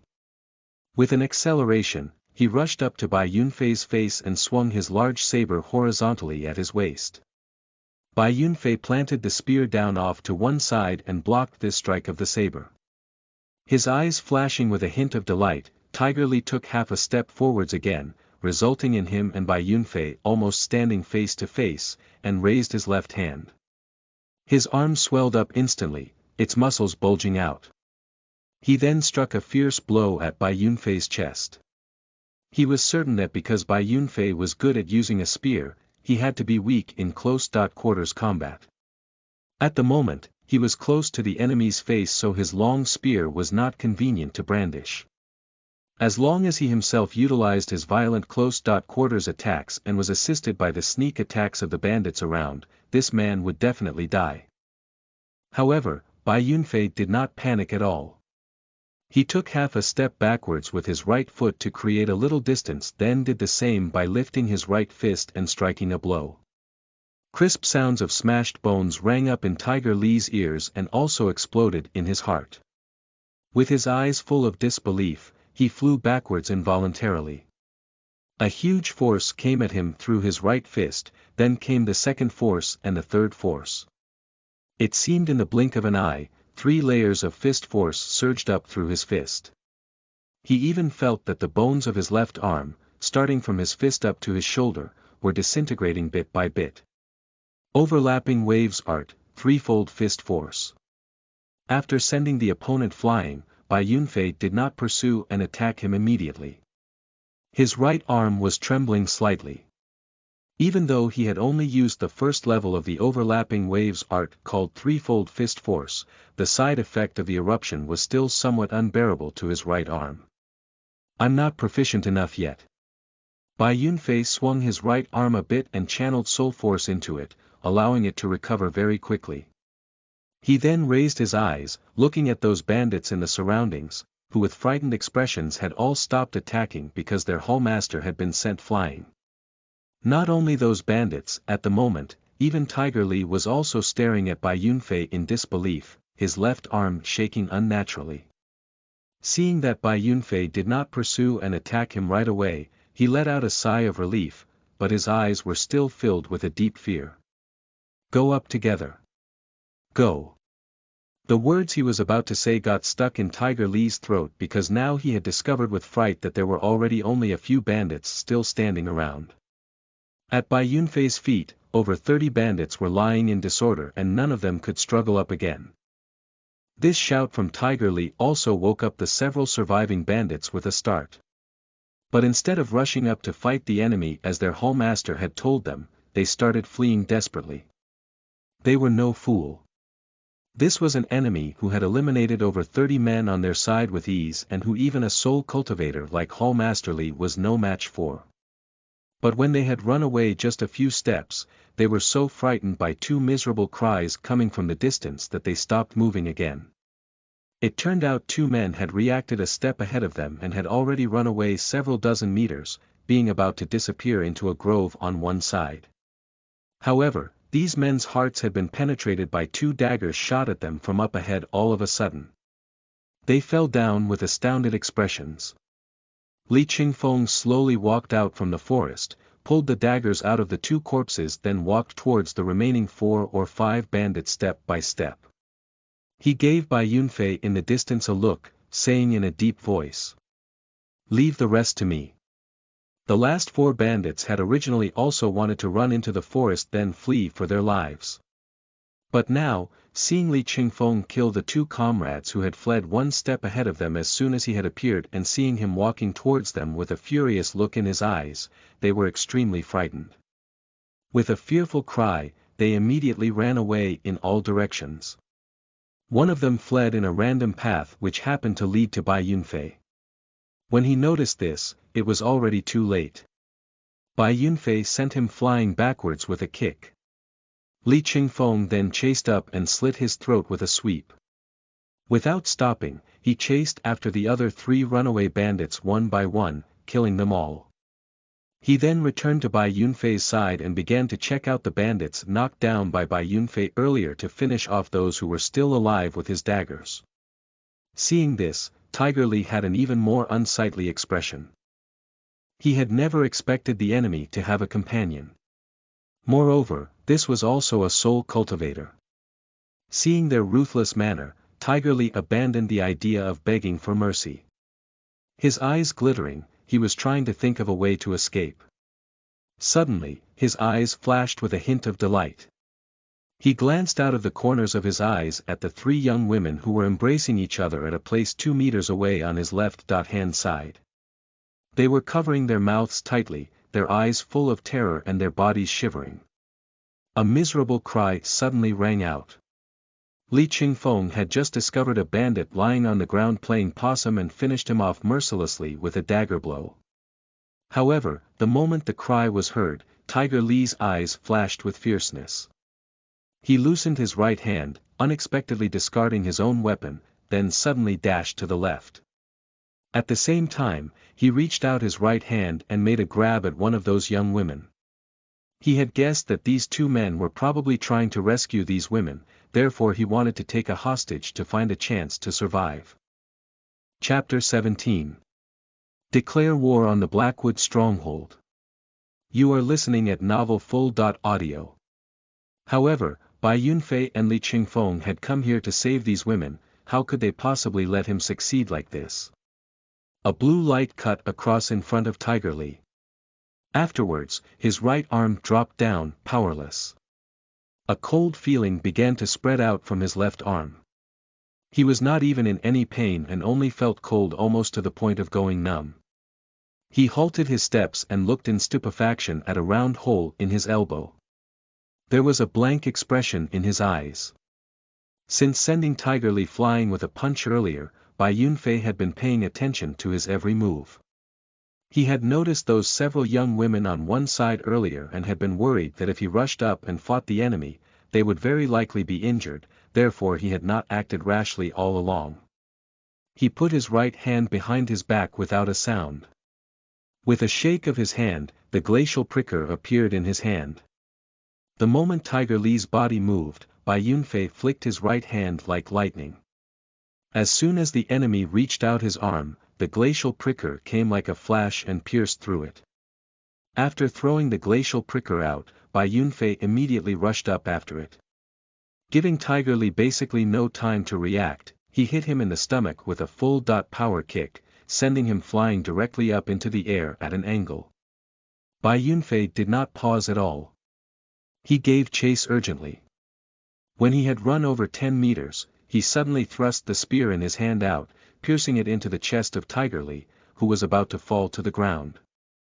Bang! Tiger Li's entire body was suspended in midair. Various beams of red light shone out from inside his body. An explosion suddenly rang out and blood was scattered all over a small area like a rain, mixed with various bone and flesh fragments. His body had been shattered. After watching the group of women who were yet to recover from their fright disappear in the direction of the village while assisting each other, Li Qingfeng turned to Bai Yunfei, asking. Yunfei, what are we going to do next? We can reach the foot of empty Blackwood going east for another half day. Must we get there quickly? Bai Yunfei cast a look at the corpses all over the ground. After contemplating with his head lowered for a long time, he said with a shake of his head. No, we're going to wait here, staying by a stump waiting for more hares. We've already killed 2 hallmasters of the Blackwood stronghold. If I guess correctly, we can still wait for another one. Even though Li Qingfeng did not understand what staying by a stump waiting for more hares meant, he knew that Bai Yunfei wanted to wait here for more bandits to come again then exterminate them in an ambush. Alright, I'll do what you say. But next time, if there's really a hallmaster, let me have a fight with him first. I feel that I'm already about to reach the mid-stage soul apprentice level. If I can gain some understanding of soul force during combat, I should be able to have a breakthrough very quickly. If at that time I'm really no match for him, you can intervene to help me. Bai Yunfei was stupefied with a rather happy expression on his face. Oh. You're about to have a breakthrough so soon. Good, then after you reach the mid-stage soul apprentice level, we'll kill our way up the Blackwood stronghold. Tu Dazhuang, one of the 4 hallmasters of the Blackwood stronghold, was nicknamed Butcher because his weapons were relatively special. They were unexpectedly a pair of butcher knives. Someone who did not know about him would really think that he was a butcher. At the moment, he was leading 12 henchmen galloping on a mountain path. That damned Tiger Li, he even secretly took his men and went down from the mountain without chieftain's knowledge. Though he got Vice.Chieftain's permission, he still hasn't returned for a day and night. What's really happened?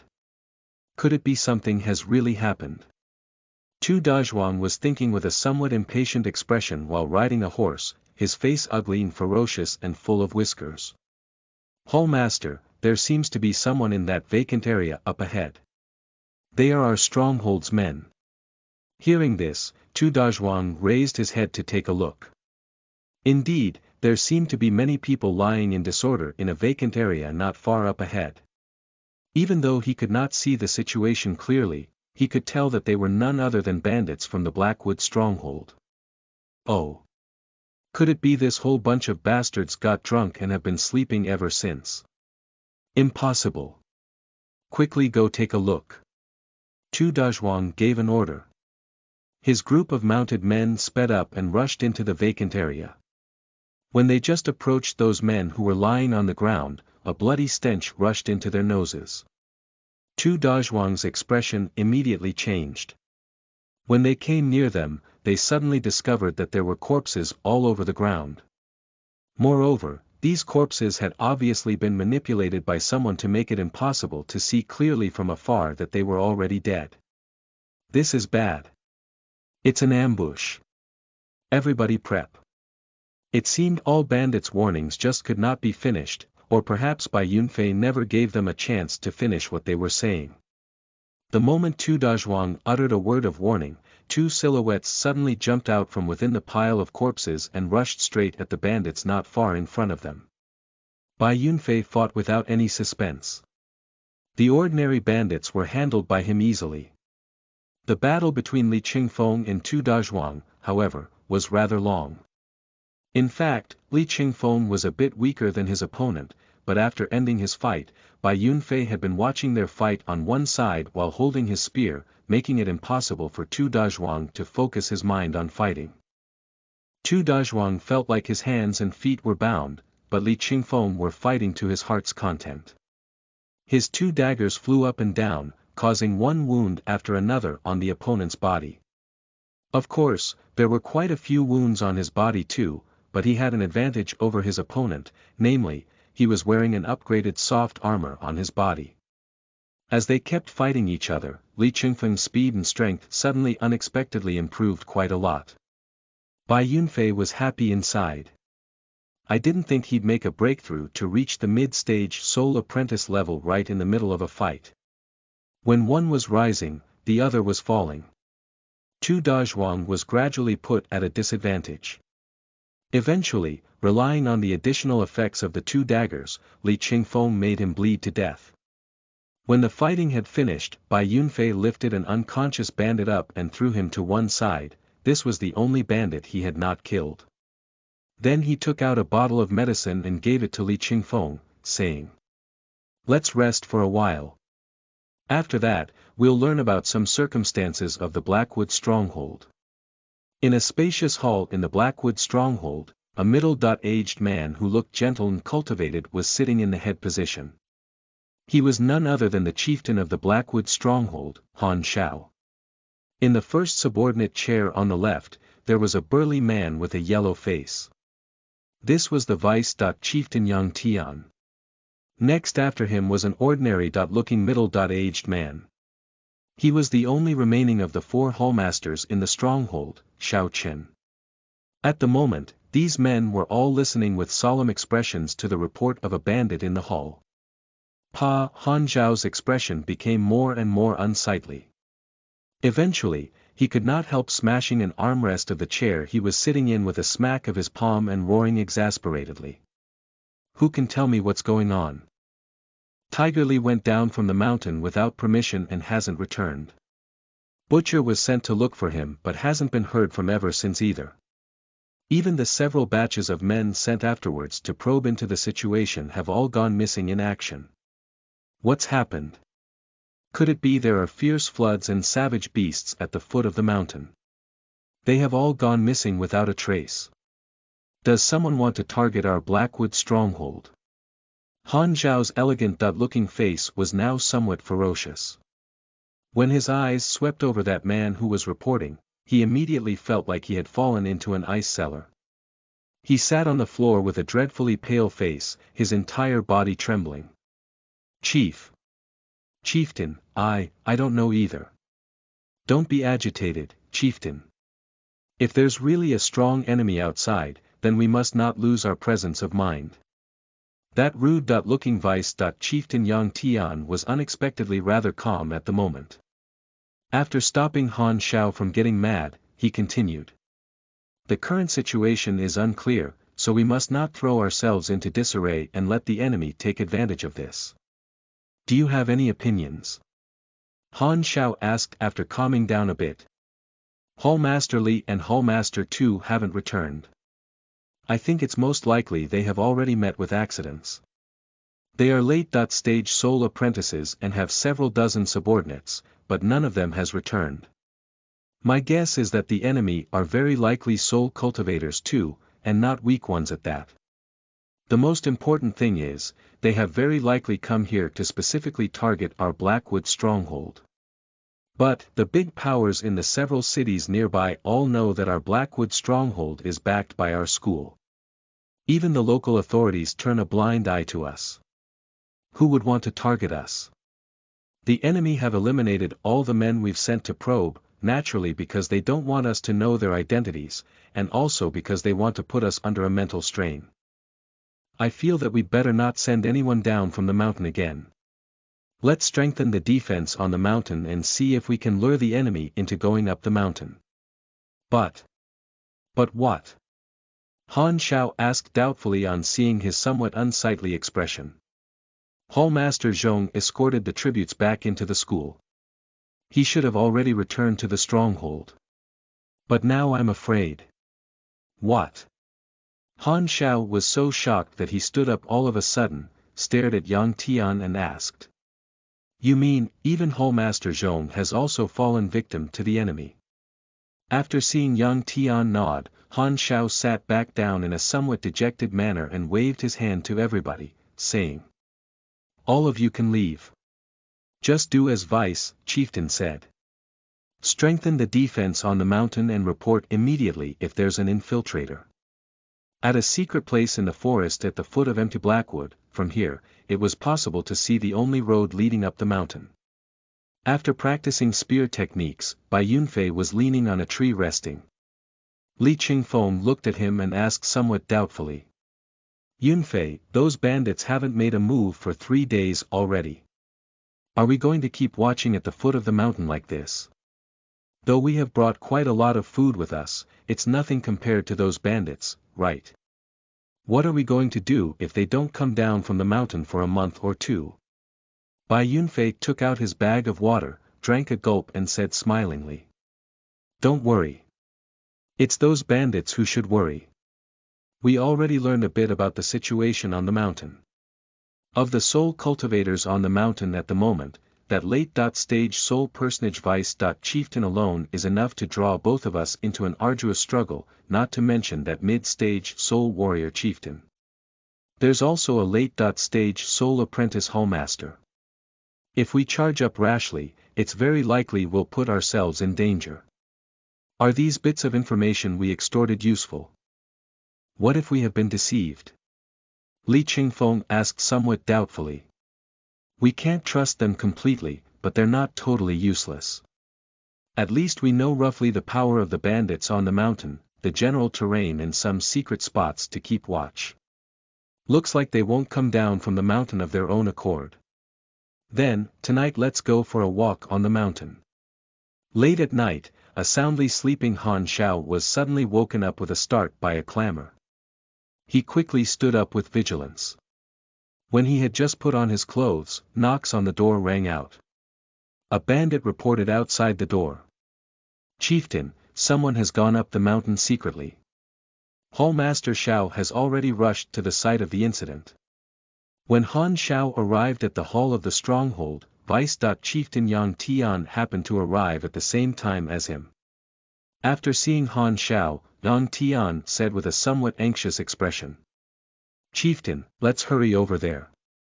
That boor Shao Chen unexpectedly didn't wait for our arrangements and has gone there without permission. Now we can only hope that he can stall the intruder until we arrive. Bringing along a group of bandits, the two of them immediately rushed out of the stronghold. Before they saw the site of the fight, they already vaguely heard a roar of war cries and continuous miserable yells. There was only a road leading up to Blackwood, and it was narrow at the bottom and wide at the top. At the moment, there was a group of over 100 bandits at a narrow junction, but most of them were crowded at the back. There were only a few dozen bandits really fighting at the forefront. Li Qingfeng was dashing back and forth like a fast and nimble hunting leopard. The daggers in his hands seemed to draw blood every time he struck a blow. Almost all the bandits he came near were killed by him. Not far behind him, holding the fire-tipped spear, Bai Yunfei was fighting a man who also used a spear. The man who was fighting him was none other than Shao Chen. Bai Yunfei was even more powerful than Shao Chen, but his spear techniques were obviously not as skillful as the opponent's. Therefore, as he held back on purpose, the two of them were also locked in a close fight. After piercing his spear through a bandit who wanted to sneakily attack him, Bai Yunfei crouched down, avoiding a horizontal sweep of Shao Chen's spear. At the same time, he forced the opponent to retreat several steps with a horizontal sweep. Raising his head looking towards the top of the mountain, he could vaguely see a large group of bandits coming in flocks. Bai Yunfei struck several blows at Shao Chen continuously with his spear, then grabbed up a bandit who wanted to sneakily attack him and threw him towards the opponent. He turned to Li Qingfeng and shouted. It's about time. Prepare to retreat. At the same time, he turned around, ready to run away. Want to flee? It won't be that easy. Having smacked that man away, Shao Chen shouted loudly as soon as he heard that Bai Yunfei wanted to withdraw. He thrust his spear at Bai Yunfei's back. But he did not know that the moment Bai Yunfei turned around, a faint smile appeared on the corners of his mouth. Using that one step he had taken as the axis, he turned around abruptly. The fire-tipped spear in his hand was swung in a crimson arc, deflecting the incoming spear off to one side. The huge force coming through the body of the spear frightened Shao Chen. Then his face was full of shock. All along, the opponent unexpectedly had not gone all out. Just when he wanted to back off, Bai Yunfei pushed his feet against the ground and rushed straight up to his face instead of pulling the spear back and attacking with it. Under the opponent's terrified look, Bai Yunfei lifted his right fist and struck a devastating blow at his totally defenseless chest. Overlapping waves art, threefold fist force. The spear slipped off Xiao Chen's hand. An area on his chest curved inwards in a strange manner and he was sent flying on his back while vomiting blood. Having practiced the threefold fist force for the last several days, now Bai Yunfei did not need buffer time anymore after he used it. He shook his spear, thrusting it repeatedly at the opponent's body, which was still in midair after being sent flying. Various bloody holes appeared on Xiao Chen's body, but he had no reaction. Obviously he was already dead, but Bai Yunfei did not stop at all. When he thrust the spear out for the 6th time, his eyes glittered and he shouted fiercely. Burst! Bang! Under the gaze of a whole group of dumbstruck bandits, Xiao Chen's body exploded into pieces in the blink of an eye. A rain of blood then fell down over a small area, wetting the heads and faces of all the bandits. This was the first scene Han Xiao and Yang Tian saw upon arriving at the site of the battle. Bai Yunfei cast a look at the large group of bandits who had just appeared in his field of vision in the distance, then turned around without hesitation. He and Li Qingfeng disappeared together on the path at the foot of the mountain. Not a single bandit dared to go to pursue and attack them. From the foot of the mountain, distant, resounding words then came into the ears of all the bandits who had just arrived on the mountain. 3 days from now, we'll destroy the Blackwood stronghold. Anyone who will still be on the mountain will be killed. Chapter 18. Bai Yunfei's Plan. You are listening at novelfull.audio. Chapter 18. Bai Yunfei's plan. In the hall of the stronghold, Han Xiao was sitting in a chair with a solemn expression. Under the illumination of the lights in the hall, his face looked somewhat ferocious and terrifying. A group of bandits guarding outside the entrance hall all held their breath for fear that they would annoy their chieftain and become a target for him to vent his anger on. This battle tonight had resulted in the death of the only remaining hallmaster and ordinary bandit casualties of nearly 100. However, when Han Xiao had arrived, he could not even see clearly what the enemy looked like. Damn it! Damn it! Who are they actually? That man who killed Xiao Chen, the spear in his hands is definitely a soul armament. And not low level at that. High human tier. Or is it an earth tier soul item? Destroying my Blackwood stronghold in 3 days from now. Such insolence. In his fury, Han Xiao smacked his palm down and the newly changed chair under him was gloriously relieved of its duties once again. Soul armaments were powerful items that were usually made from the core of soul beasts or special materials that would otherwise contain the natural elements. Soul armaments were usually divided in between 3 tiers. Human, Earth, and Heaven. These 3 tiers were then divided into 3 more categorizations: low, middle, and high. Even low human tier soul armaments were considered to be god-like in the eyes of the common people. Despite being the chieftain of the Blackwood stronghold, Han Xiao had only one low human tier soul armament called the Gold Silk Soul Armor, as a reward to him from his school. Even now, Han Xiao couldn't even possibly imagine the grade of the crimson spear used by the killer of Xiao Chen. Though an unsightly expression was still on the vice chieftain, Yang Tian's face, he was much calmer now. Only after Han Xiao's fury had subsided somewhat did he say, "Chieftain, please calm down quickly. I'd like to repeat myself. We must not throw ourselves into disarray, otherwise we'll fall for the enemy's trickery." "Oh. What are your opinions?" Han Xiao knew that he was indeed less resourceful than this vice chieftain.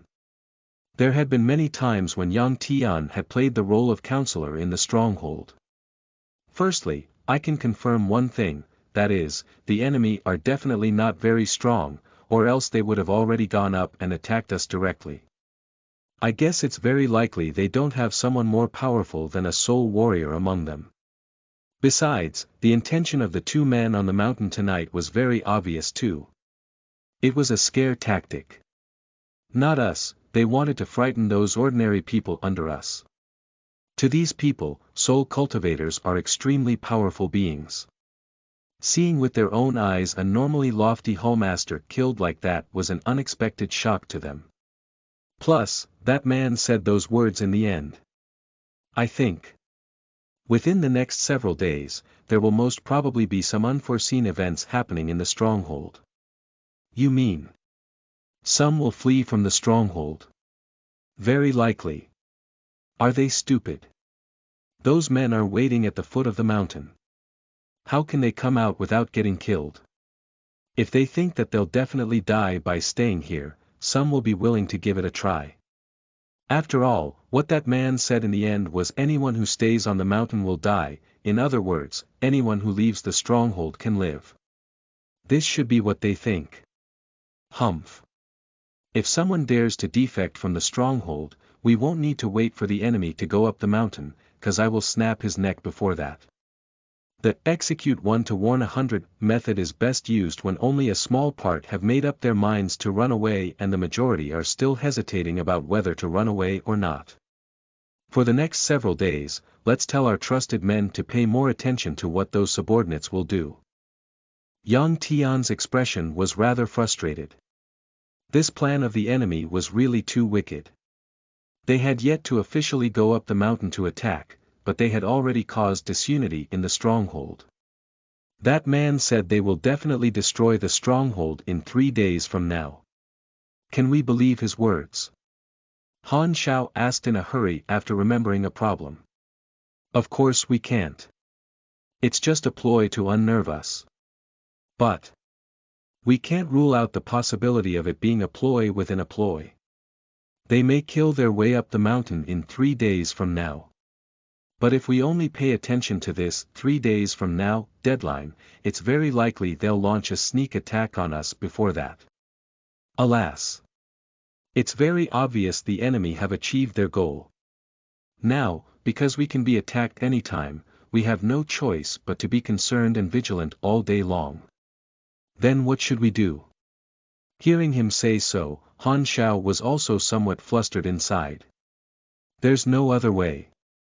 We can't take our men and rush down from the mountain because they most probably are already waiting for us in ambush. So, we have no choice but to strengthen the defense on the mountain and be ready to fight the enemy anytime. Damn it! When has our Blackwood stronghold ever been so useless? You also said they very likely don't have someone as strong as a soul warrior. Why don't I just personally take everyone in the stronghold and rush down from the mountain? It doesn't matter if there's an ambush or not, I'll just destroy them with my sheer power. You absolutely can't do that. If you're a bit careless, the Blackwood stronghold will really be exterminated. Plus, have you forgotten the soul armament that man used to kill Xiaochen? That spear is definitely not low-grade. To soul cultivators below the soul sprite stage, killing someone of a higher level with a powerful soul armament is not difficult at all. Are you sure that low-human tier gold silk soul armor of yours can withstand that spear's blade? Han Shao fell silent. The gold silk soul armor granted to him by the school naturally was impenetrable to normal weapons, but as soon as he thought about how Xiao Chen had been shattered into pieces by that spear, he felt a chill in his heart. He did not dare to gamble. Then just do as you said. At least tonight they won't make another move, right? All of you can go now. Dejected, Han Shao stood up and walked out of the wall for his own room. From afar, a nearly inaudible sigh could be heard from him. Could it be? My Blackwood stronghold will be destroyed in such a baffling manner.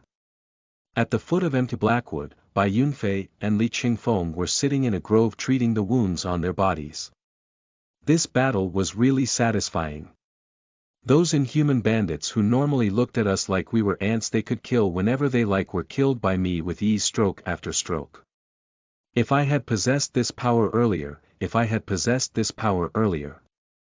My dad, my mom, my older sister, also Uncle Zhou next door, village chief Uncle Li and everybody else.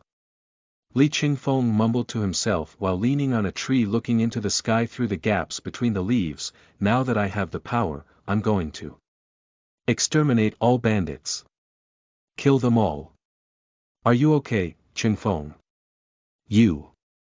Bai Yunfei, who was on one side of him, could not help calling him upon seeing him become more and more unusual as he talked.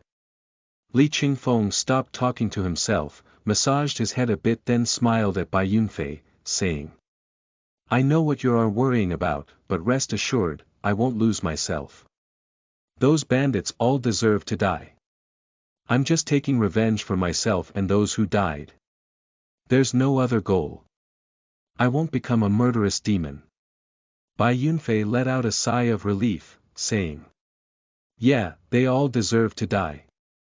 If we let them go, they will make even more innocent people suffer to the fullest. When I first encountered them, I wasn't so determined as you were, but now. We'll definitely destroy them completely. Right, aren't you about to reach the mid-stage soul personage level? That spear-wielding bandit who fought you before was much weaker than you. Why did you fight him for so long? Only to wait for that chieftain's arrival to strike fear into him. Li Qingfeng could not help asking doubtfully upon recalling the last battle. That's one thing. The most important thing is, didn't you say he was also a spear user? Though I practiced my spear techniques to a decent level, I had too little real combat experience. A spear user like him was hard to come by, so naturally I had to fight him for as long as possible to learn from him. Oh. I really can't understand you. You still call yourself weak. The power of your fire-tipped spear is enough to make up for the deficiencies in your techniques, right? That's only true when dealing with the enemies we've encountered so far. In the world of soul cultivators, we are still very, very weak. As he said, Bai Yunfei could not help thinking about that casual look Zhang Yang's father Zhang Jinshan had given him. The soul sprite stage was a height he simply could not reach at the moment, let alone the stage of the mysterious old man who had given him the space ring. Right, what did you mean when shouting those words in the end? Are we going to attack the stronghold in 3 days from now? Of course not. I just fooled them. Haha, it's just a little ploy to make it even more convenient for us to get into action later. Bai Yunfei continued laughingly while looking up the mountain. If I guess correctly, in 2 days from now, some bandits will probably go down from the mountain to run away. Regardless of whether that chieftain will take any suppression measure to stop this, it won't be a disadvantage to us, then. If some really run away from the mountain, will we let them go? What? You're willing to let them go? Of course not. These inhuman scoundrels, if we let any of them go, they will become a scourge. Then that's the end of it. If someone really goes down from the mountain, we'll kill him. Alright, let's take turns to rest. In the next several days, we'll have to intensify our training. Both you and I have fast practice speeds. I believe it won't take long for me to break through to become a mid-stage soul personage and for you to reach the late-stage soul apprentice level as well. By then, the time will be ripe, and we'll destroy this bandit den in one fell stroke. Chapter 19. The time is ripe, infiltrate the stronghold. You are listening at novelfull.audio. Within the next 3 days, some bandits indeed could not endure the fear in their hearts anymore and wanted to secretly flee down the mountain. They were basically the bandits who had witnessed with their own eyes the fight between Bai Yunfei and Xiao Chen. When the first 12 men took advantage of the night to stealthily go out of the stronghold, they were detected, captured and brought back. Han Xiao immediately gave an order to kill them all for betraying the stronghold. This ruthless act really deterred some bandits who had been scared out of their wits by Bai Yunfei from fleeing, but the panic in the entire stronghold had not lessened one bit. Instead, because it had been building up for several days, it was more intense now than ever. The day after the 3rd day was Bai Yunfei's appointment day. Almost all the bandits in the stronghold had not slept for a night. Now, even when they walked, they looked around a few times at every step for fear that the enemy would storm the place suddenly and execute them. But Bai Yunfei failed to keep the appointment. After a day of being on the alert and combat ready, everybody realized that this was just the enemy deliberately making things look mysterious. They could not help letting out sighs of relief. However, on the 5th day, when they had yet to loosen up completely, Bai Yunfei and Li Qingfeng killed their way up into Blackwood again. They raided 2 patrolling groups of bandits, then immediately fled when they saw the chieftain and vice-chieftain appear. For the next 3 days, the bandits in the Blackwood stronghold simply had to live in deep distress because the enemy could charge up the mountain at any time, and instead of attacking the stronghold, they would kill the ones on patrol near the foot of the mountain then withdraw.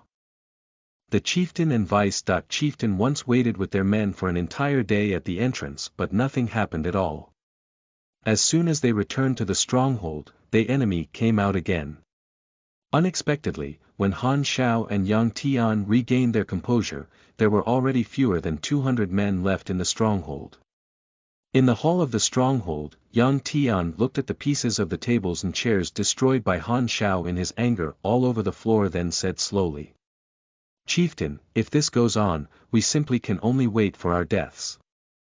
I think the 2 of us must take a risk and scout around." "Oh. What do you mean?" Han Xiao asked after suppressing the fury in his mind. "Clearly the enemy are certain that we don't dare to come down from the mountain to counterattack, so they use this cut flesh with a blunt knife kind of tactic. In the end, when our stronghold has seriously weakened and lost most of its fighting power, they will go up the mountain to attack again, destroying our Blackwood stronghold at one stroke. At this point, if we take our subordinates and rush down, we'll most probably fall into the enemy's trap. So, I think only you and I should go down from the mountain to scout around." Yang Tian paused for a while then continued. "Given our skills, even if the enemy has set up an ambush, we can still get away as long as we're cautious. At least, we'll be able to learn a bit about the general situation of the enemy to decide how to fight them later." Han Zhao's mind was already in complete chaos at the moment. He thought for a while then said with a nod, "All right. Just do as you say. So when do we start?" Yang Tian observed the color of the sky and said, "It's already night now. We'll go down from the mountain to scout at about 3 a.m. When Yang Tian walked out of the hall, he looked somewhat frustrated and worried. In fact, he basically did not want to go down from the mountain to scout. He had said that they could get away if they were a bit cautious only to console his chieftain, otherwise, he would have taken this measure right from the beginning. But now, he had no choice but to do this. However, as soon as he thought about that crimson spear, he could not help shivering inside, wondering if he himself could ward it off in an ambush. At the foot of the mountain, Bai Yunfei and Li Qingfeng were slowly heading up the mountain in secret under the cover of the night. Following the plan, tonight we're destroying this Blackwood stronghold once and for all. After practicing for the last several days, Bai Yunfei and Li Qingfeng had already become a mid-stage soul personage stage and a late-stage soul apprentice respectively. Therefore, according to their original plan, they had a detailed discussion and decided to launch a full-scale attack on the stronghold tonight. Of course, killing their way up the path was out of the question. Even though Bai Yunfei was now powerful enough to deal with the vice-chieftain, if the mid-stage soul warrior chieftain were to join the fight, he'd have trouble emerging victorious, even if he and Li Qingfeng teamed up. There was also the fact that there were still more than 100 ordinary bandits left to fight.